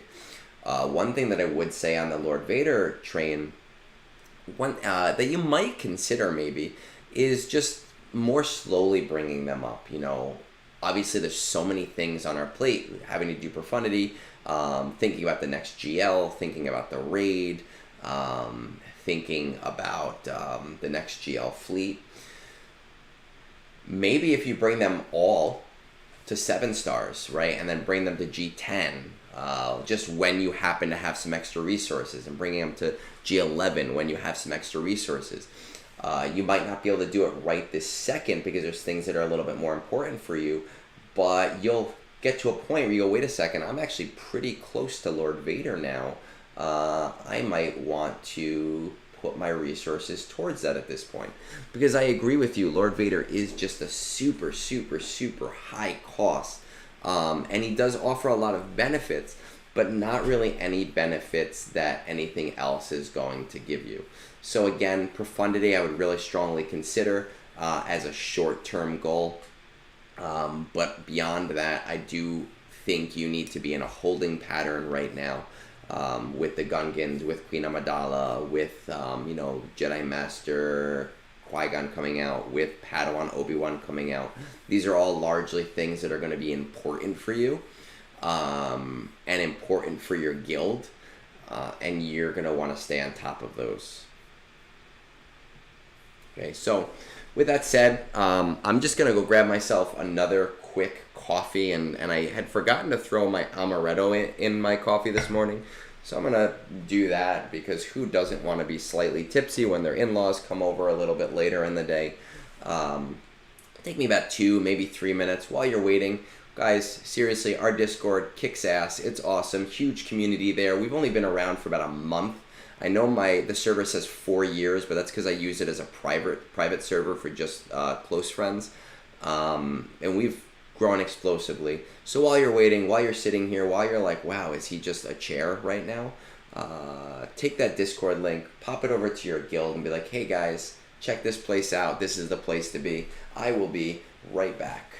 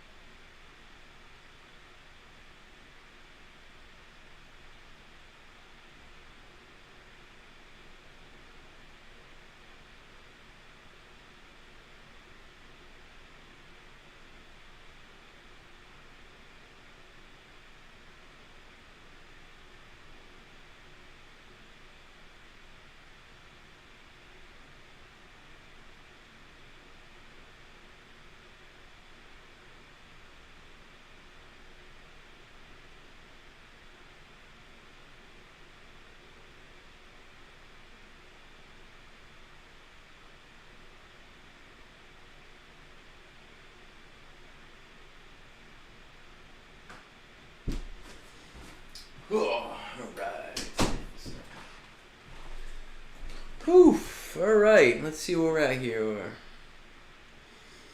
Much better.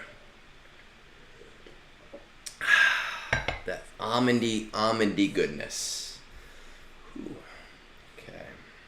Let's see what we've got. Oh, I just hit the wrong button. There we go. Throw it back to Discord. 131-0-0. Now this, I always love when people do this in the roster review section. They throw up a thread so that they can talk as much as they want. And it makes my life so much easier to not have to find all of these things. Wish the formatting were a little better, but you know what? We can't win all of the battles. Top 20 of my fleet is 3 Leviathans, 4 Profundities, 1 or 2 Negotiators, and a bunch of Executors. Very, very few Executors hanging around the 20s. I don't know whether there's a shard shed or not, and I honestly don't know how to find out. I rarely hit the top 20, could probably do so with focus and timing, which I'll be able to have again in about a month once tax season drops off. So, probably an accountant. I know a lot of you guys playing the game, and I know my guild leader is a tax lawyer or something, so he hates me right now anytime I message him because he's way more busy with way more important things. CT3, Military Might Ground War. CT2, Rebel Roundup, Forest Moon, Places of Power. I also have Secrets and Shadows at MT, can't quite be at Mythic tier. 1, 2, 3, 4, 5. What about Fanatical Devotion? We'll have to look. Can't quite beat C21 even with Marin. I'm probably doing something wrong or need to R5 DACA or something. You actually don't need to R5 DACA. It might just be a modding issue, and I would really recommend remodding just for this event to get to CT1 100%. Currently finishing up Executor with Boba sitting at R6, possibly R7 by the time you get to this. After that, I have a ridiculous number of possible projects and have nowhere to focus. Alright, I'm going to skim this because there's a lot. I have gotten every Lightspeed bundle other than JTR and Starkiller. I doubt I'll spend again. I'm not dead set on a single farm. First, I use my morning energy. So funny. Just like every little thing. Farming Nihilist, Hunter, Echo, Tech, Hyena with Campaign Energy, and Scout Troop. Oh my goodness. While this method may seem slow and unfocused, I've had numerous instances where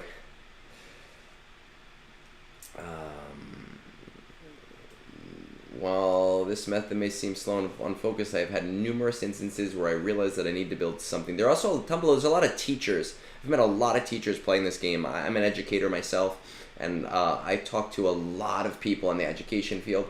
But I am the only martial arts instructor that I have met so far. Well, I haven't met myself, but you know what I mean. I only occasionally refresh Canteen Energy because I can't really afford to, and hardly ever refresh Mod Energy. Next, I always keep 15 characters favorited so I can kind of work on them. As I said before, I know that this is not particularly efficient, but it does keep me from applying gear to my entire roster whenever the green plus sign shows up. So it does end up being more efficient than the alternatives. I have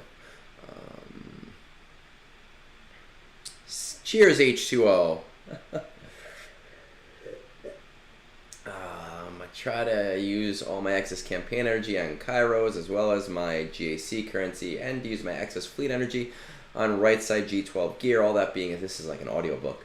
All that being said, I also try to be relatively efficient to help my guild. A few teams that have been wanting to build, but I just haven't been able to make an excuse to do so are Night Sisters, Triumvirate, and Sana. Sana came out and it's like crickets. Nobody really uses her. I never see her. Contrary-wise, Ness is only in my current gear list because I feel like I have to put her there. I never jumped on the Ness train, and now that I have her, I never use her. Oh, my guild is currently hitting second crate for speed raid every 10 days or so, so that means that your guild's 10 days. I mean, you're in a fairly casual guild. Ah, that's right. I did do that on Reddit. My mods suck. Okay, that's fine. It's either true because I stopped in the middle of a very important effort-intensive mod purge. I'll probably have time, and we'll finish the cleanup for it once tax season is over. My guild is running LS Hoth at 25 stars and DSGO at 7 to 10 stars, getting about 10 watt shards per month. Fully recognize that this is low for an account of my size, but as I noted before, I am happy carrying my guild as long as they're putting in the effort.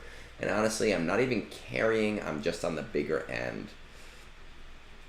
Yeah, I mean, it was a good team for a hot minute, right? And now nobody really uses them anymore. Back and forth. All right. Oh, this is that utility. I'll have to check that out later. I'll have to remember to do it. Okay, let's check this out, shall we? So really, what I'm hearing, there was a lot there. I kind of skimmed it because I didn't want to read so much. Who wants to read on a Sunday morning unless it's for fun? Very unfocused, right? And we kind of want to build some of this focus back in here. So let's see what we're working with. Jedi Master Luke, nice. Actually, I want to check out my Night Sisters.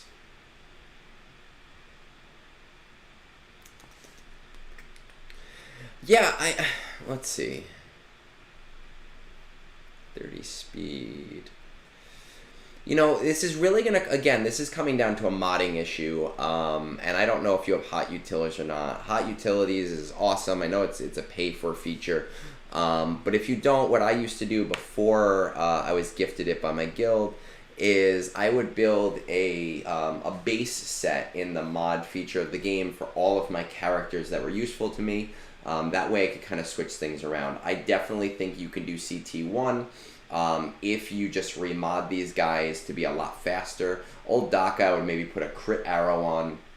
I would recommend Relic 3 to 5 if you didn't have Merrin, but with Merrin you should be able to do this without any relics. It's really primarily going to be a modding thing, and is it worth it to remod? Yes, because the cost of remodding is so low compared to the extra Kyrotech and the extra Zetas that you'll be getting.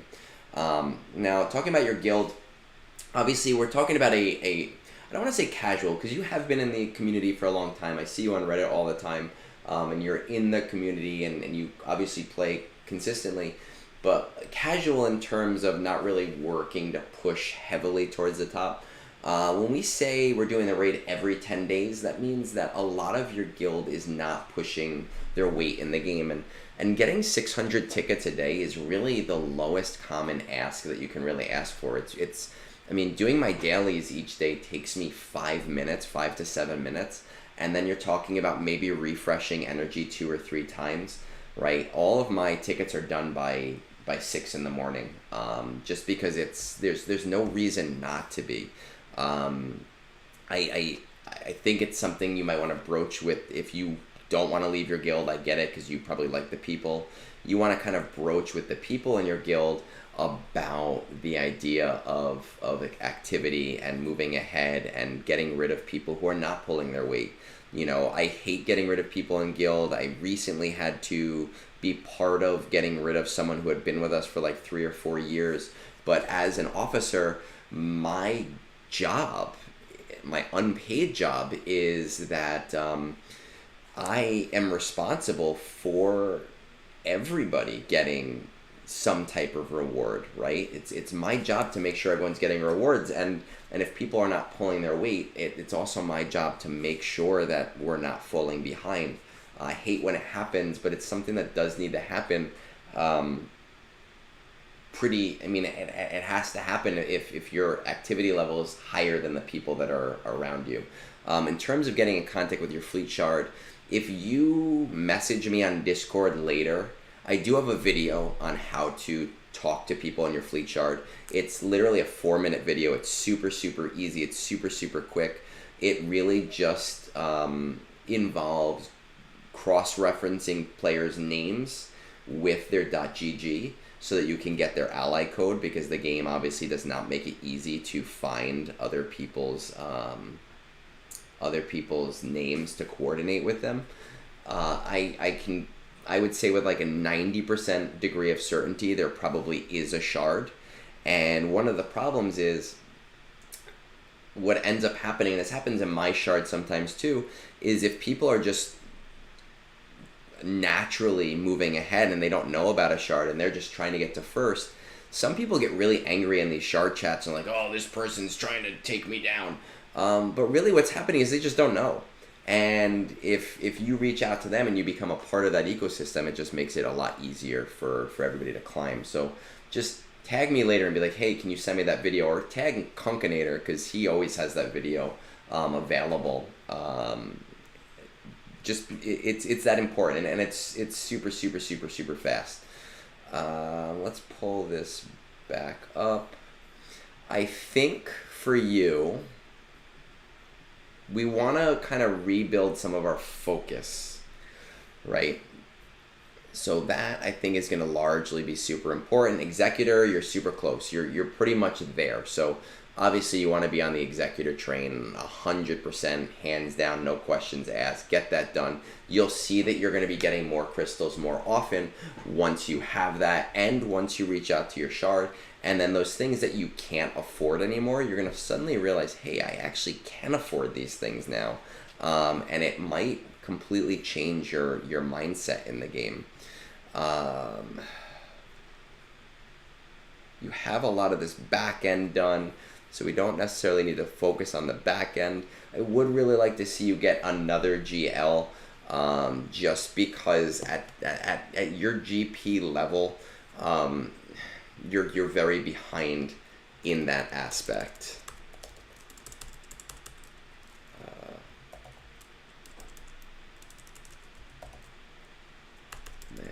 Why do I keep typing in? Oh, Quercetan. I always forget Quercetan. What else? Oh, you want to do Sith, right? Let's check out these Sith guys.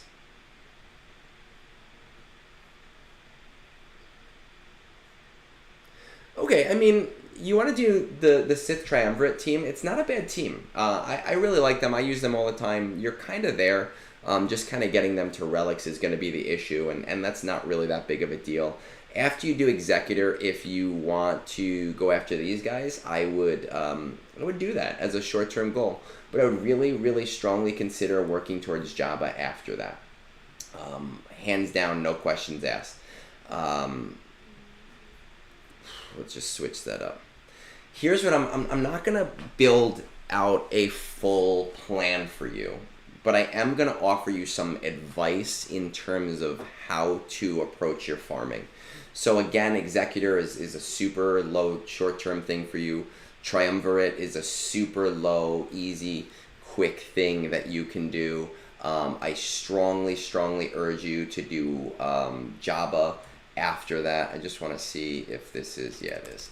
I strongly urge you to do Jabba after that. It'll kind of put you in the ecosystem of where it's probably smart for you to do Profundity next, so that you have more fleet options. But this is the farming advice that I'm going to give you.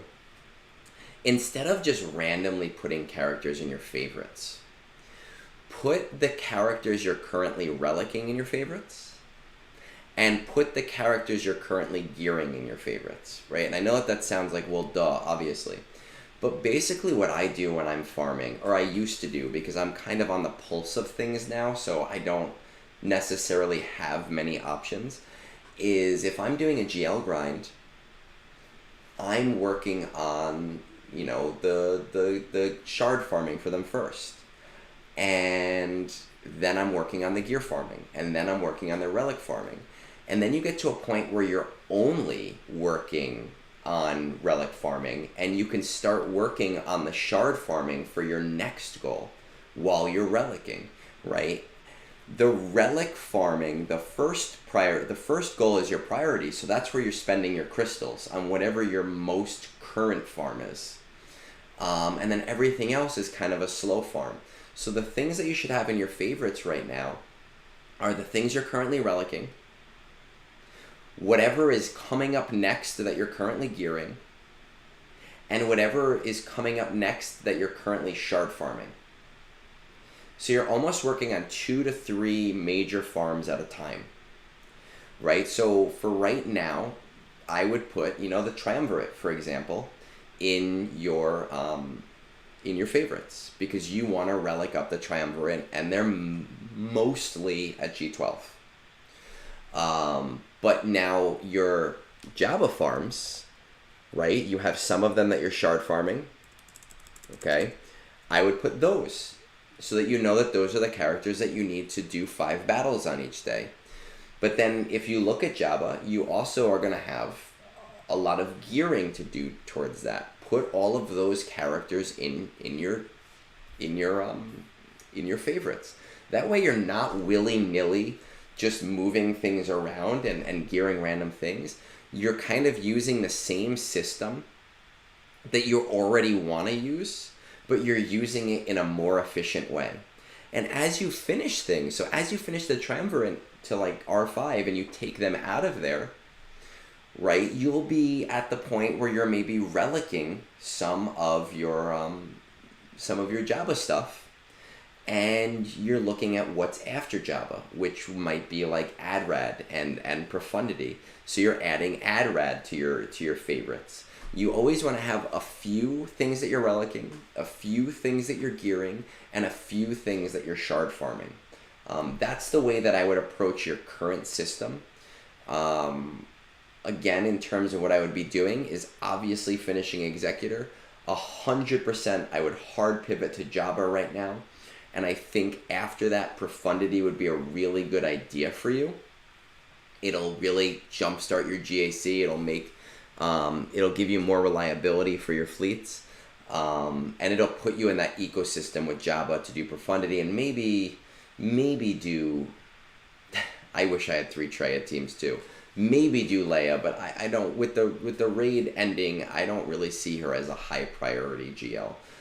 So for you, I think it's less about what to do next and more about having less of an ADD mindset and a scattered mindset and more of a focused mindset that isn't so narrow-minded, right? Because I get your idea of not wanting to be narrow-minded because then you're bouncing everywhere, but still expanding it, but expanding it to what's next and what's after that versus what I'm doing now and, ooh, look, a cookie all over the place, right? It's less about all of that stuff. It's more about your mindset right now, more than anything else. If I could offer you any advice, that would 100% be the advice that I'd be giving.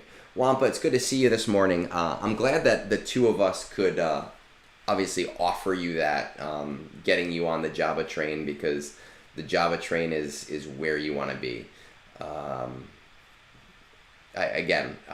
To me, highest ROI, not always the GL that you need to go for, but to me, the highest ROI GL that there currently is. Let's go on from here. What do we got going on? Still nice and early in the morning. No one's awake in my house. Let's see what we got. 1, 2, 3, 4, 5, 6. We are on number 7. I really want to beat 10. We always do 10, and but getting to 10 really takes a lot of effort. Let's see. All right. Top 20 in Fleet Arena is mostly Executors and Leviathans, though I'm normally hovering around the high 20s, low 30s. Not sure if there is a Fleet Discord. Definitely look at your Fleet Discord. Reach out to people. I get irrationally annoyed every time people say they're not sure if there's a Fleet Discord, because that is something you want to be on top of, and it takes so little effort to do so. Rebel Roundup, Secrets and Shadows, and Fanatical Devotions are the only ones we're not really getting on. Currently finishing up JML and starting to gear the requirements for Profundity with that as my next goal. So this is kind of talking about what I was talking to the last guy about, right? Is kind of as you're finishing one goal, start to pivot into the next goal. Dead set, I'm finishing JML. That's completely fine because that's awesome. These days I generally farm for efficiency. I don't have any favorite tunes that I particularly want to focus on that aren't a prerequisite for something. My current plans for farms is as follows: JML, Profundity, Jabba, Jedi Knight Cal Kestis, Leia. Up to Jabba is pretty much set in stone as I need GL to help bolster my mods. And GAC defense. So first of all, I love the JML Profundity Java route. No notes, 10 out of 10. That's going to give you Ground War to CT3 anyway. Java is going to give you Rebel Roundup to CT3 anyway. You're also going to get Military Might to CT3, so you're going to see a lot of ROI there, especially with Smuggler's Run as well. But after that is more flexible. Could you provide some advice on who you think I should go for following that? At some point, I would like to get tunes like SK and Afra, but at the moment they're slightly lower priority. Any help is appreciated. I've said this before, Afra is a luxury. I have Afra. I like my Afra. I use my Afra. But for me, she's just something that always should fall to the wayside to other things. Tumble, thanks for joining us. It's early for me here. But enjoy your Easter dinner, and I don't know. Well, I guess my in-laws are probably bringing dinner, or my wife figured that out. I don't know. We'll find out.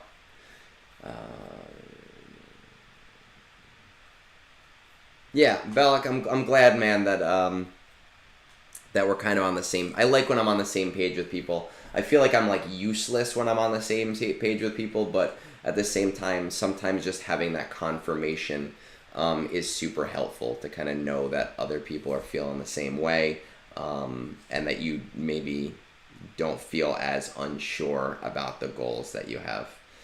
Okay, so let's see here. We are talking, when we talk about this roster, we are talking about after Jedi Master Luke. We are talking about after Profundity. We are talking about after Jabba.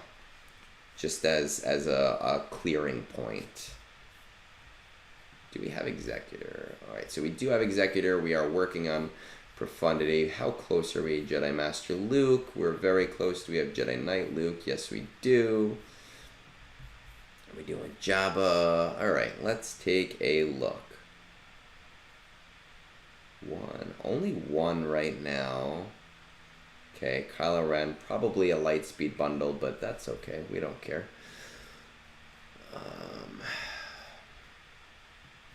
You know what? I actually want to look at your guild, just based off of the things you told me. 240. 4 million. Okay.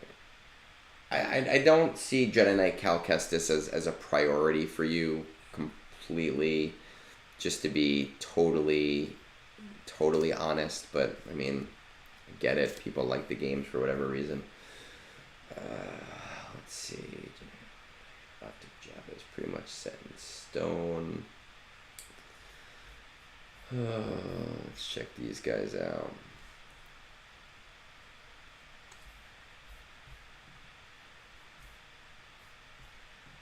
I'm going to check out where you actually are with Starkiller in a minute.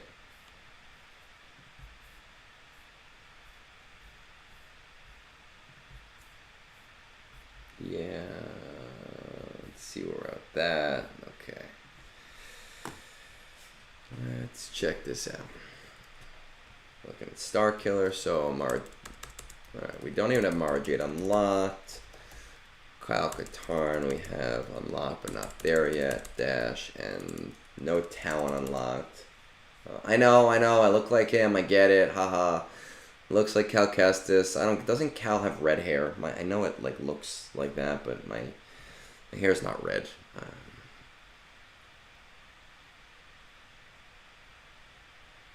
Tim Minchin is the only ginger worth talking about. I don't care if I get canceled for that comment. Doesn't matter. It'll be worth it.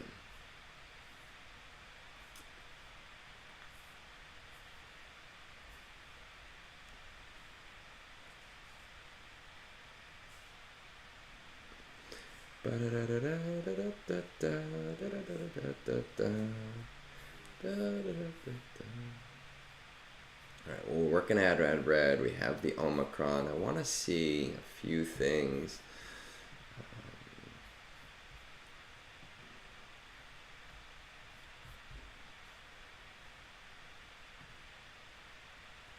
Okay. Alright, here's what I think I would do. So, again, we're talking about a post-JML, post-Profundity, post-Jabba kind of thing. I would honestly skip SK for right now. He's good. He's really good. He's in my roster. I love him. But one of the main things that people use SK for is as a Rey counter. Not that he can't counter other things, he does, but that's one of the main focuses is a very cheap Rey counter. But unfortunately, with Datacrons, we see a lot, and I know you're not at the point where you're going to see a ton of Datacrons. We're seeing so many things that make it harder for you to counter her. And I think that there are more important farms for you at the moment. I think that after we go Profundity and Jabba, that I would probably try to shore up my Separatist team just a little bit.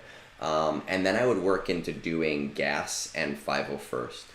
The Separatists are for gas, but also, again, we've talked about how I do really strongly believe that the droids are going to be useful in the raid.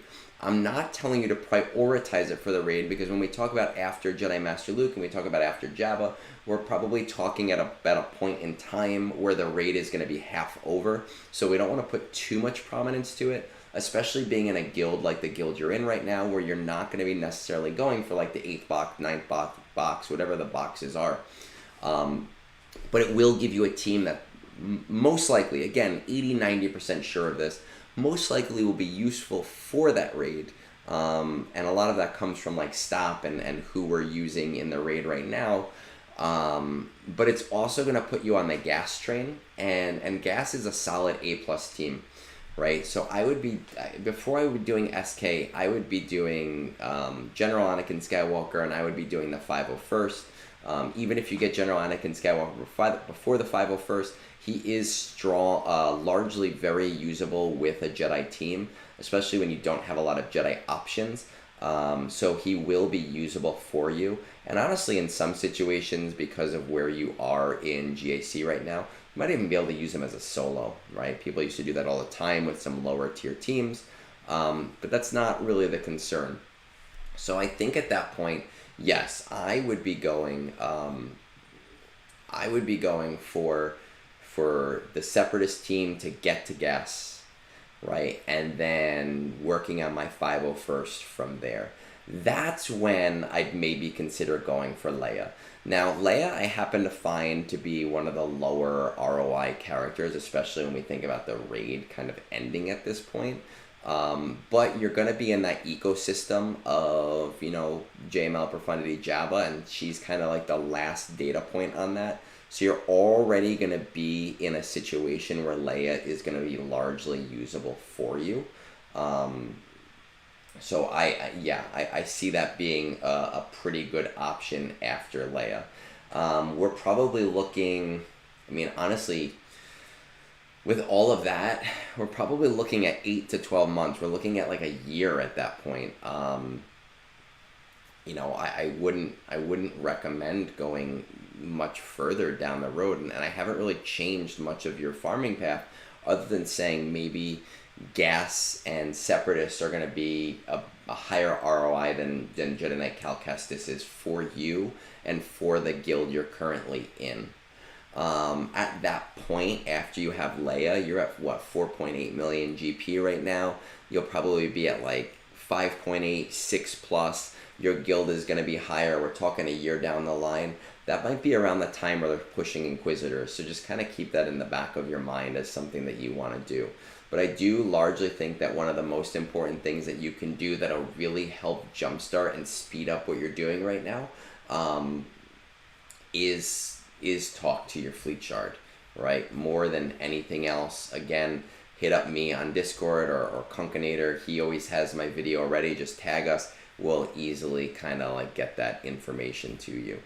I was just looking to see if you had the Lightspeed bundle to talk about these guys, but it's not something that's going to be a priority for you because you don't and you didn't. So Captain Rex on his own isn't going to really help you there.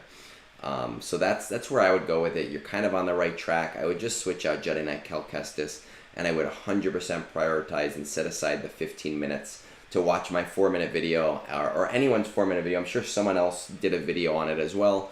And get in contact with your fleet Discord, because largely it is going to jumpstart what you're able to do with your account. Oof.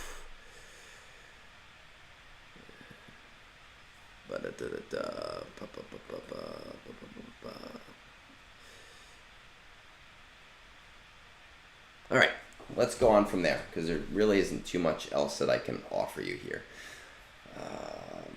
Let's pull up this next one. I've been very nice. I've been very good with my sources this morning. I haven't forgotten to do them at all, so hopefully you guys are proud of me. That poor Series Novex. Okay, what is our time on this? It's 2 hours exactly. Very nice. I like that.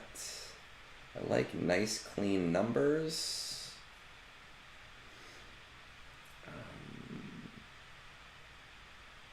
Hey, Egnards, I'd love any tips. Just got more serious in the game and want to know what I should go for after Lord Vader, mainly. I appreciate the help. Just got more serious. Top 20 fleet is a lot of profundity executors with a few Leviathans. I do have a Discord for my fleet, sure, but to be honest, I've been slacking. Just started grinding hard again a couple weeks ago. Salt battles, max rewards on all besides secrets and shadows. I believe I only get CT1. That's the important one. Don't worry about it. Don't work on... I didn't look at your account yet, but don't work on your Night Sisters unless you're ready to use them and invest in them, because the ROI is not there for that.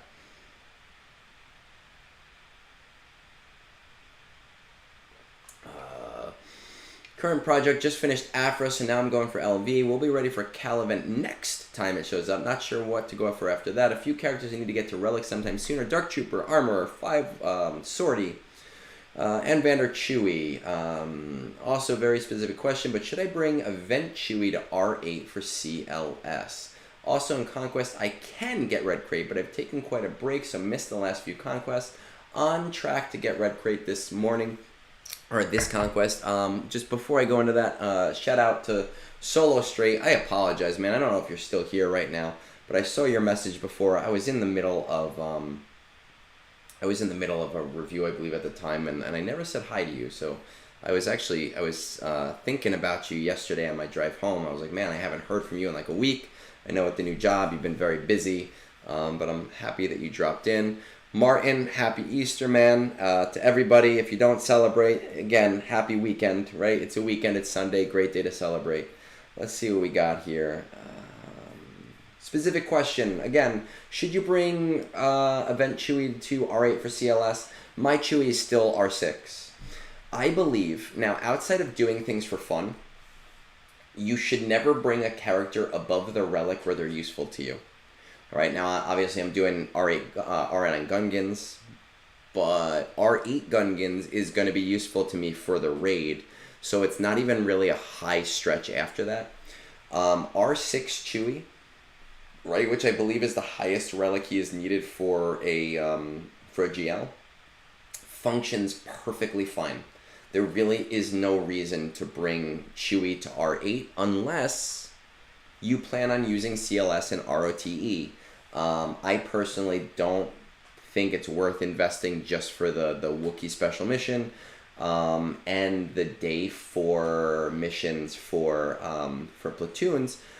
They're actually relatively easy if your guild is finishing those platoons. Now, with that said, I don't have the platoons memorized, but if that's one of the platoons for day 5, you know, it's not a bad idea to maybe do it for your guild because it'll also be useful to you. It's one of those things where you kind of say, hey, this is a mediocre character. You have high-tier characters for platoons, mid-tier characters for platoons, and low-tier characters for platoons. He is a mid-tier character for platoons. So if that is on the agenda, it's not bad, but otherwise, I don't really largely think it would be worth it for you. Let's see what we got going on here, shall we? 10 million. We just started hitting fleet a little bit harder recently, right? We're doing it with profundity. I really would like to see you doing a little bit more here. See, because if your fleet chart is a lot of profundities and executors, you should be doing better than 15. And I see that you're in your fleet Discord. I really would like to see you at least hitting the top 10. The nice thing about profundity is if your shard is all profundities and executors, if you throw in TIE Bomber as your first reinforcement for profundity, you can then hit auto against mirror matches, right? So I love being able to easily do my fleet battles because I don't want to do them. They're boring. I don't want to do 3 or 4 battles.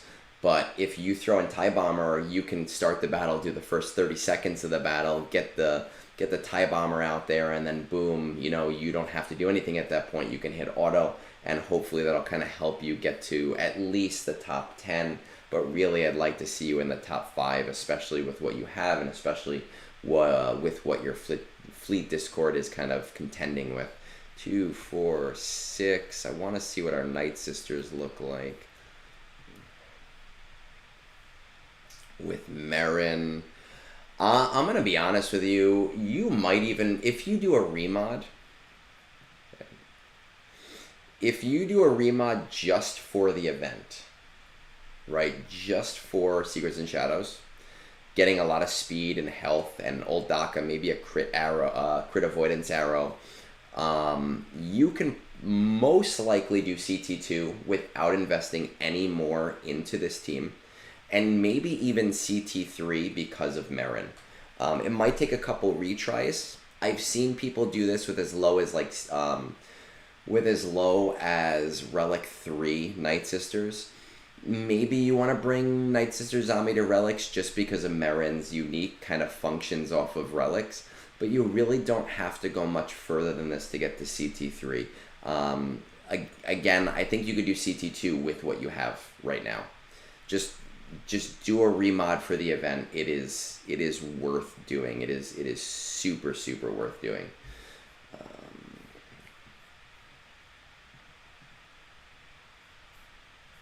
See our guild. 538. How seriously are we taking this raid? 435. Okay.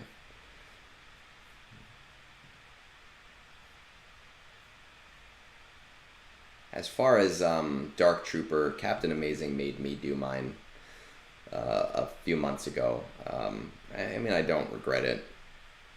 Just never put, oh, okay, you're pretty close. I never put too much prominence into that team. And I know we're missing one more GL, but I did not I think we're missing one more GL, but well, you know, instead of guessing, let's see. 1, 2, 3, 4, 5, 6. Oh, we're missing Leia and Lord Vader. So you're super close on Lord Vader. Great, right? Awesome. I will again say that I do think that we're going to get a little bit of a slap in the face with this next raid, and that you are going to have to put a little bit more prominence and a little bit more effort towards it to really get the same rewards. Obviously, that's not set in stone. I have no idea. I don't have insider information, but that's just kind of based off of my expectation from what we have kind of seen so far. And that's just kind of something to keep in mind when we're thinking about next projects, right? Like you are already you're already working on Lord Vader, you're already close to it, so you should kind of keep on that route just because you are so close. But you may want to be at a point where you're considering holding back some of your resources so that you can jump on some of the newer projects that are coming out over these next couple months, like, you know, the Gungans, Fury, Dagger, and what's the other one? Mark 6. There we go. I think we're in Kyber 4 if I remember correctly. Though I don't always remember correctly, if I'm completely honest. Shouldn't be completely honest if I'm, again, completely honest.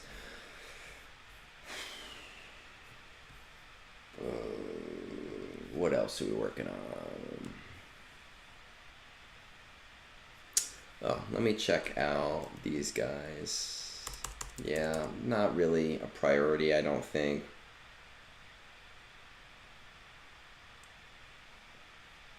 So that's awesome. You know, if you're happy with working on Galactic Republic stuff, then great. There is a lot of great stuff in the Galactic Republic, a lot of good, like, mid-tier teams, and there's some silly stuff too. You know, we obviously don't know which characters are going to be usable versus which characters are not, but we'll kind of see. We'll kind of see from there. Most of my Galactic Republic is already where it needs to be. So here's what I think I would do with this. Finish Lord Vader because you're already there, right? You are. Actually, let me just hold that thought really quick. I want to see where we are at with Leia to see how close. Where is she? 1100. Let me just check those marquees before I commit to saying anything stupid. Captain Rex, she's there. Scout, not there yet.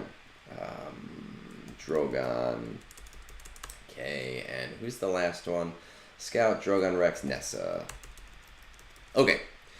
So, here's what I think that I would do. Obviously, finish Lord Vader, you're already there. You have like 700 carbonate circuit boards, which is just a gauge. It's not an exact because, you know, there's relics over carbonate circuit boards.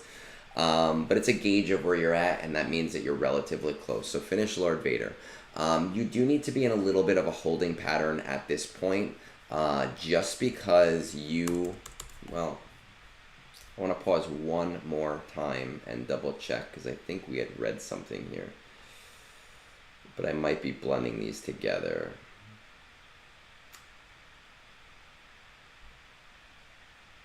Okay. So what I think I would be doing here is Lord Vader, obviously, and I would put myself in a little bit of a holding pattern for Gungans and whatever else for the raids that are coming up. I do think that it's largely going to be very important to you, and I do think it's largely going to be very important to your guild, and you don't want to be caught off guard with that. I would be trying to slow farm the Jedi Knight Cal Kestis things, but again, you know, we look at like a character like Saw who is going to be accelerated very soon, and we're not going to see Cal Kestis at least until like June, July, so I wouldn't put any prominence towards any of the characters that are not already accelerated. Merrin you already have, Saw is not there yet, Seer is accelerated already, Cal you already have, and then Tarful, you know, wait for him to accelerate, start working on that. But I do think you need to be in a holding pattern because you're going to need to start working on some of the things for the raid for your guild. One thing that I would One thing that I really would like to see you kind of work towards is Leviathan. Obviously you have Malgus. I don't know where your Fury class shards are at right now because you kind of took the last couple of conquests off, and I don't know if that means like literally you're at 0 shards or if you just mean you did it really casually. But Fury class is going to be hitting the Proving Grounds this coming up conquest. So you'll be able to get 20 shards each time relatively quickly, relatively easily. That kind of makes it a, not a long-term, but like a mid-tier goal. I'd like to see you do that because when the next fleet comes out, it might be easier than getting Leviathan. It might be harder than getting Leviathan. But it'll be nice to already have Leviathan, which will give you kind of more of a counter opportunity for whatever that is.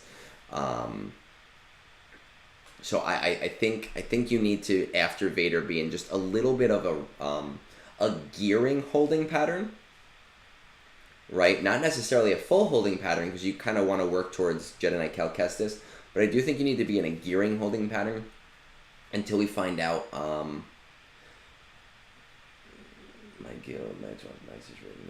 I do think you need to be in a holding pattern, but not for shard farming right now.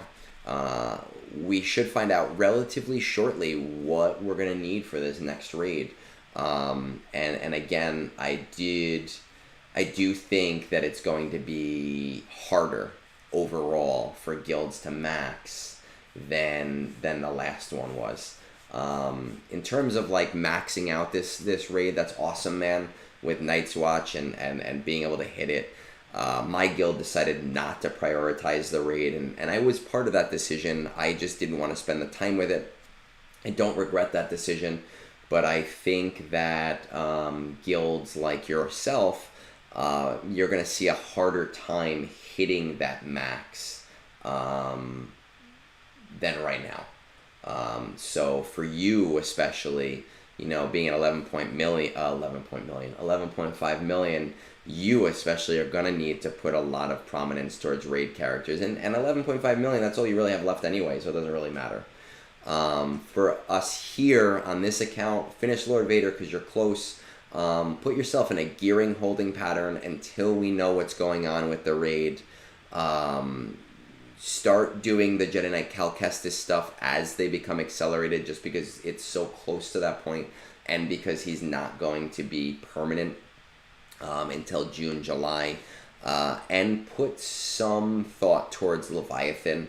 Because if you do this right with Leviathan and you get it soon enough, you might not need to start right away, right? And that's always the best case scenario when you don't have to drop 27,000 crystals in one day in order to get something.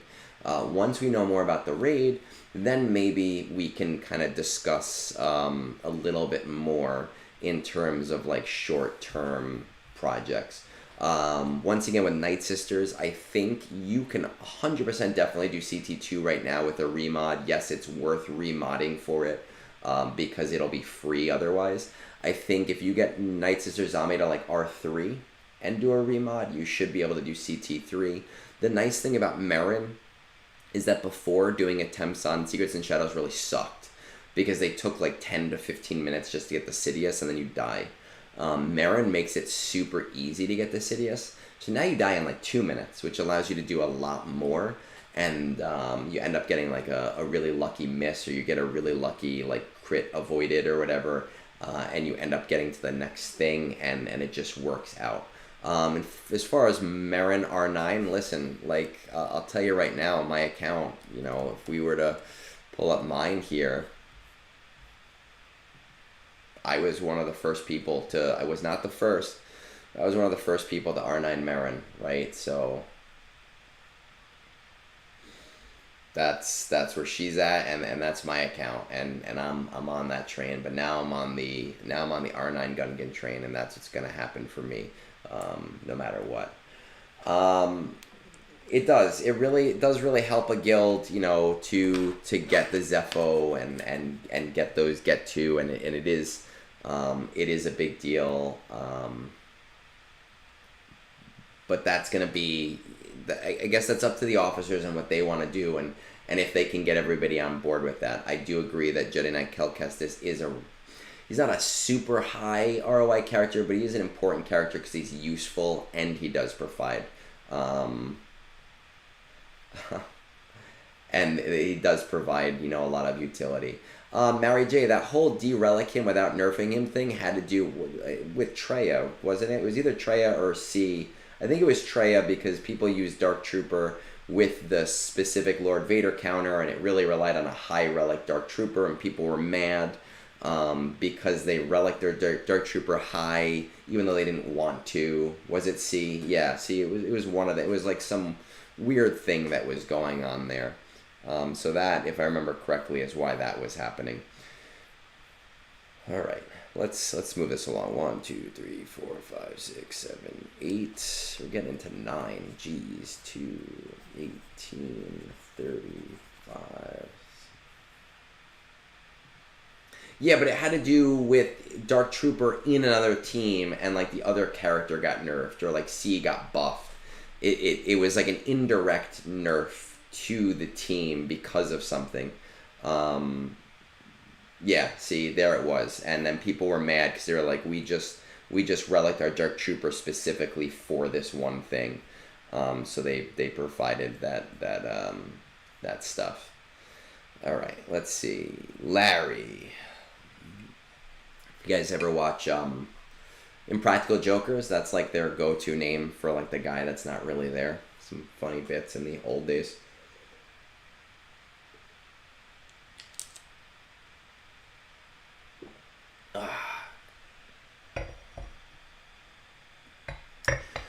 Oh, hey Egnards, appreciate the review. I've returned to my account following the Lightspeed bundles. Took a long hiatus just prior to Darth Malgus when I thought Datacrons would ruin the game.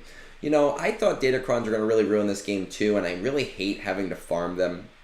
But I listen to like Three Scoundrels, their podcast, every Thursday night, and one of their guys, Avant, who I should agree with a lot more, but I don't agree with as much as, but I do agree with him here, is they do change the game up a lot, which is kind of nice. It sucks to have to relearn counters constantly, but,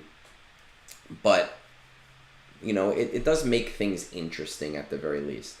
Fleet Arena can break into top 15, mostly Profundity and Revenn's above. Don't, so I'm assuming Leviathan is what he means. Don't have the time to climb around payout, and I'm fairly content hitting between 15 and 20 every day. Will buy crystals when needed. All right. I mean, I've got guys like that in my guild too who would rather spend $50. I've got guys that don't play GAC because they'd rather spend the $30 a month and not have to deal with it and just get those crystals made up. And time is money, and time is our most valuable resource. So if that's the way you want to do it, then that's fine. Working on Empire Fleet, waiting for next capital. I was in the Discord before my hiatus. Must try to get back into it.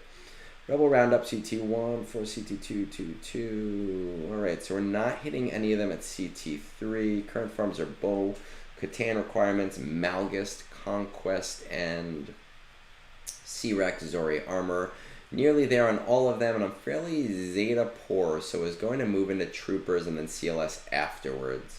I'm not dead set on the path after, but I think it makes most sense as Jedi Knight Luke will let me go after Jabba. Big fan of efficiency, well aware that my CLS being neglected doesn't exactly demonstrate that. Bo is my current dumb farm, and I decided to go after it when I hit Paz on the 5k Crystal Pack. I'm watching Gungans and Inquisitors as well, but fairly open-minded on next steps. Hoping to get into a guild that is getting Reva Shards. If you could ping me when reviewing, and I'll try to get on live and direct. Well, I should have read that beforehand. I'm gonna ping him now just to see. Let's just ping and see what happens. Just reading your meta. Oop, I can't spell. Would have pinged you earlier if I actually read things ahead of time, but dumb. If you're able to get on, great. If not, I get it. No big deal. Everyone on stream is watching me type this, which is kind of awkward, but whatever. Just kinda gonna go along with this super long message that you probably won't read the whole thing of, but it is what it is. Alright. Perfect. So, there we go. Let's see where we're going from here. We got Lightning Larry. Kyber 3 player, 7.5 million, not having any assault battles at CT3 is really blowing my mind.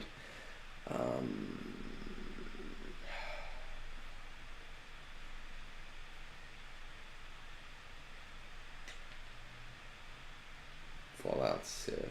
Blowing my mind. Alright, let's see what we can do here. Sith Empire. I am very wordy. Very, very wordy. Very, very, very wordy. I hit Sith Empire, not Sith. I was wondering why. Okay. First of all, I think a lot of this is going to come down to modding, but if you do Papa Pelp lead with Sith Eternal Emperor, Darth Treya, Malik, who would be the best? Maybe Talon, maybe Bastilla, maybe Darth Vader. Darth Vader maybe just because of all the TM from his debuffs. So something like Palpatine, Sith Eternal Emperor, not as the leader, Darth Revenn, Treya, and... is that too many people? Palpatine, Sith Eternal, Treya, Malik, and you know what, let's say Revenn, actually. If you were to do that and you were to avoid using the ult until the last possible phase, you can definitely CT3 3-star this. You can definitely 3-star it with your SLKR, but we want to 3-star it so that we don't have to deal with it. Same thing here with Forced Moon and Rebel Roundup. If you do Veer Stark Piet, Moff Gideon, and I'm gonna say bring up Range Trooper. I know Dark Trooper is 7 stars, but gearing him is going to take a lot more Kyrotech, which we don't want to spend. You can get Range Trooper to G12 using 0 Kyrotech. And with that team, again, Veer Stark, Piet, Moff Gideon, and Range Trooper, if you have them modded correctly, and my Imperial Troopers suck, you will be able to CT3 Rebel Roundup, and you will be able to CT3 Forest Move at a very, very low, very, very low investment. So that's something that you really, really want to consider doing short term here. Let's check out these guys. This is really about shoring up things that you can already do, or should be able to do. Same thing here. right? When I look at these rebels, your commander Luke Skywalker, I did CT2 of military might when my only relic was R2D2 at R2, and Chupio didn't even exist yet.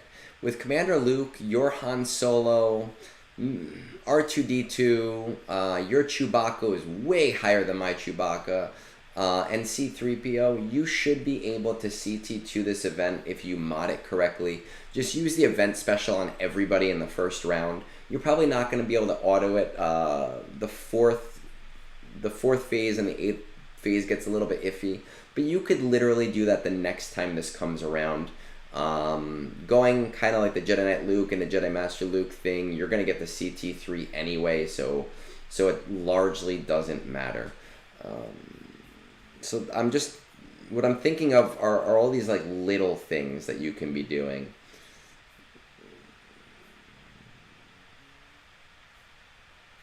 We have Executor. I thought I read something about profundity. Did I read that wrong? Oh no, it's just profundities are mostly in the top 15. Okay.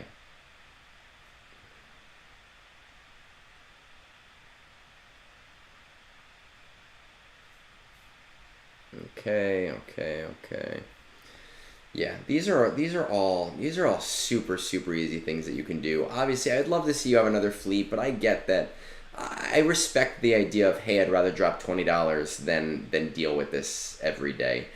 Just keep in mind that the difference between 15 and 20, which is 100 crystals a day, and top 5, 300, is, it's about 10,000 crystals a month, and that's napkin math. Don't do the math. Don't tell me it's actually 6 or 8 or whatever it is. It's just super fast in my head estimate.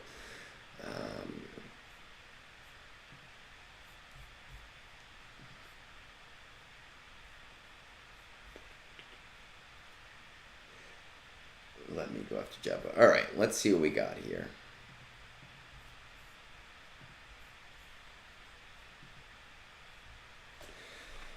Ig 12. I mean, I'm not going to tell you not to go for bows because it already looks like you're there anyway, so it makes sense. I wouldn't have done it myself, but I get it. You hit that pack and then it starts calling. It starts calling to you.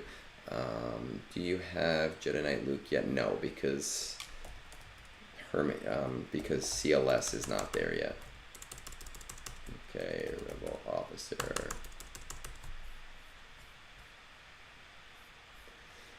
All right, let's just see a couple things.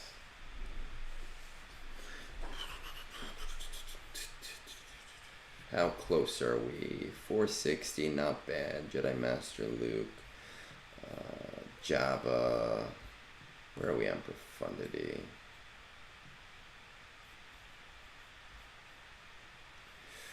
One, two. Do we have Zori? I would do the Omicron on Zori, hands down. No questions asked. You got Rey. You have her team available. You already have her at G12. That's just a nice, easy, quick GAC thing that you can do. No, this is not where I want to go. I want to go to what to Omicron to see if there's anything that you sort of have. Okay.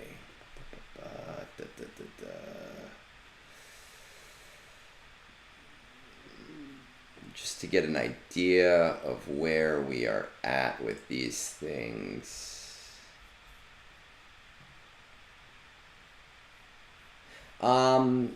Captain Amazing and I are going to be doing it Tuesday morning, so my time EST. There is an event on Discord that I put up. I think Discord events like localize your time, but I'm in EST, and we're gonna go live at like 6 in the morning on Tuesday. And I know that that's a pain in the ass for people, but remember, I live in New York, New Jersey area. He lives in Japan. That's the time when he can stream. So I'm going to wake up a little earlier than I normally wake up so that I can stream with him on Tuesday.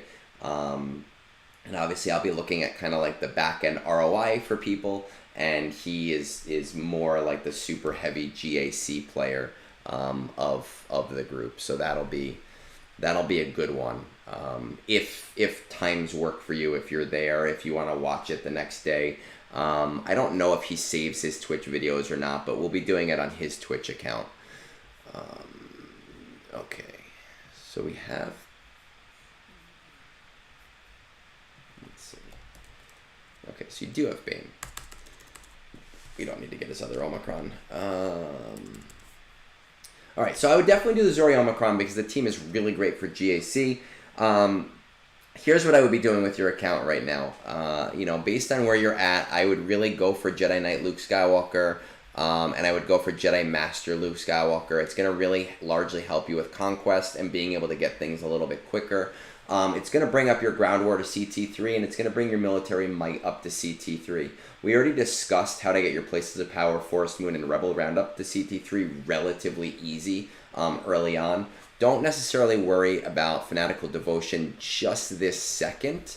And don't necessarily worry about going to Secrets and Shadows past CT1 right now. It's really not that big of a deal. The fact that you're doing it is already pretty great. They're not super high ROI events until you get to the point where you really want to start investing in that team. But I would do Jedi Master Luke Skywalker. He's going to help you in TW. He's going to help you in TB. He's going to help you in GAC. He's going to help you with your back-end ROI. And as you pointed out, he's going to kind of put you on the Jabba train. Jabba is something that is super important to almost all accounts. He is the largest, highest ROI character that you can possibly get right now for almost anybody. I recommend him to pretty much anybody that comes to me. No questions asked, hands down. He's going to largely help you with your modding, which is going to be a big plus for you as somebody that wants to invest more in things like GAC, right? I cannot stress enough how big of a deal going for Jabba is.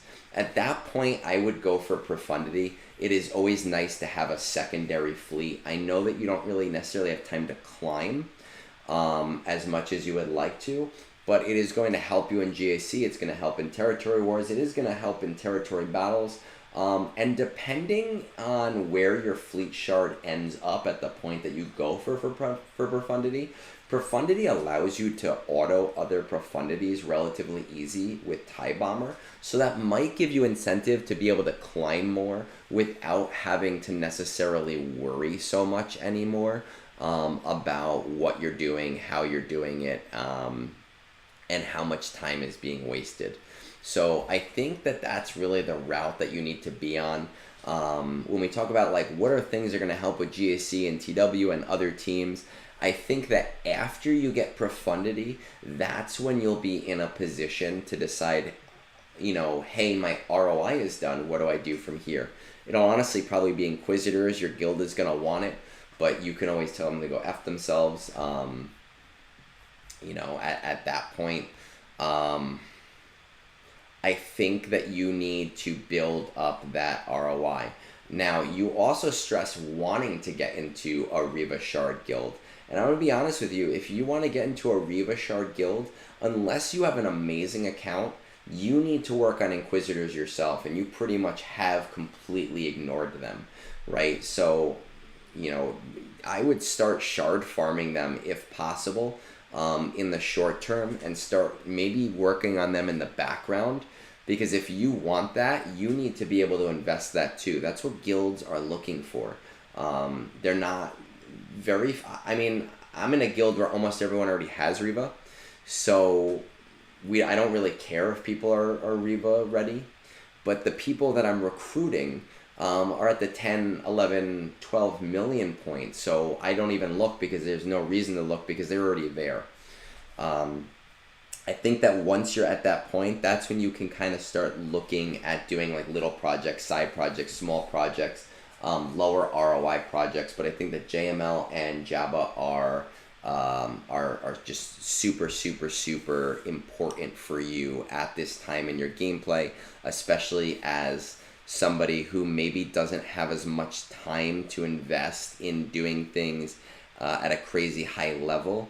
You'll get a lot of back-end automatic ROI, from doing him, and you'll see a huge return from that. with that said, 1, 2, 3, 4, 5, 6, 7, 8. We've done 9. I'm going back and forth on doing a 10th one today, but honestly, I'm going to be going live at some point tomorrow too. Again, I have the whole week off, so I want to save a couple for tomorrow morning. If you're not already on our Discord, once again, we do have a Discord. It's in our Twitch, in my Twitch. It is on our YouTube profile and show notes. It's a great little community. There's about 700 people there. It's growing very rapidly. If you are there and haven't talked to people about it yet, and we've helped you in any way, send an invite to your guild and say, hey, by the way, this is a great place to be. We're doing a lot of really cool stuff there. I'm trying to make it, this awesome thing. The last thing I'm going to say is that yesterday I hit that kind of cool sweet spot where I'm allowed to do some crazy stuff with YouTube, and I did put together a little club or subscription package for that. One thing that is really important for me as a creator, and has always been important for me as a creator, is that nobody ever feels like subscribing to me or sending me money or donating to me is a compulsory thing, and that it's just a helping thing. So, the benefits right now are relatively small on purpose. A lot of my content is timely. It is not something where I can release things early without screwing people over. It's just something to consider, something relatively cheap. If I've helped you in the past, if I help you still, and you want to help out, but please only do it if it's not going to put you out, because I never want anybody to be in that position. With that said, I will be live at some point tomorrow morning, probably after my wife wakes up, so that I can commandeer the upstairs and do some stuff. I probably will not be doing my TB until Tuesday, just because I have somewhere to be tomorrow afternoon. So again, with that said, happy Easter for those of you that do celebrate. For those of you that do not celebrate, just have a great weekend.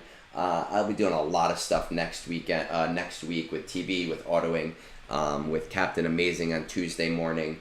I think I'm going live maybe on Wednesday morning with Bones to do his GAC. So we got a lot of fun stuff coming up. Hit me up on Discord, say hi, hang out with us, and have a great day.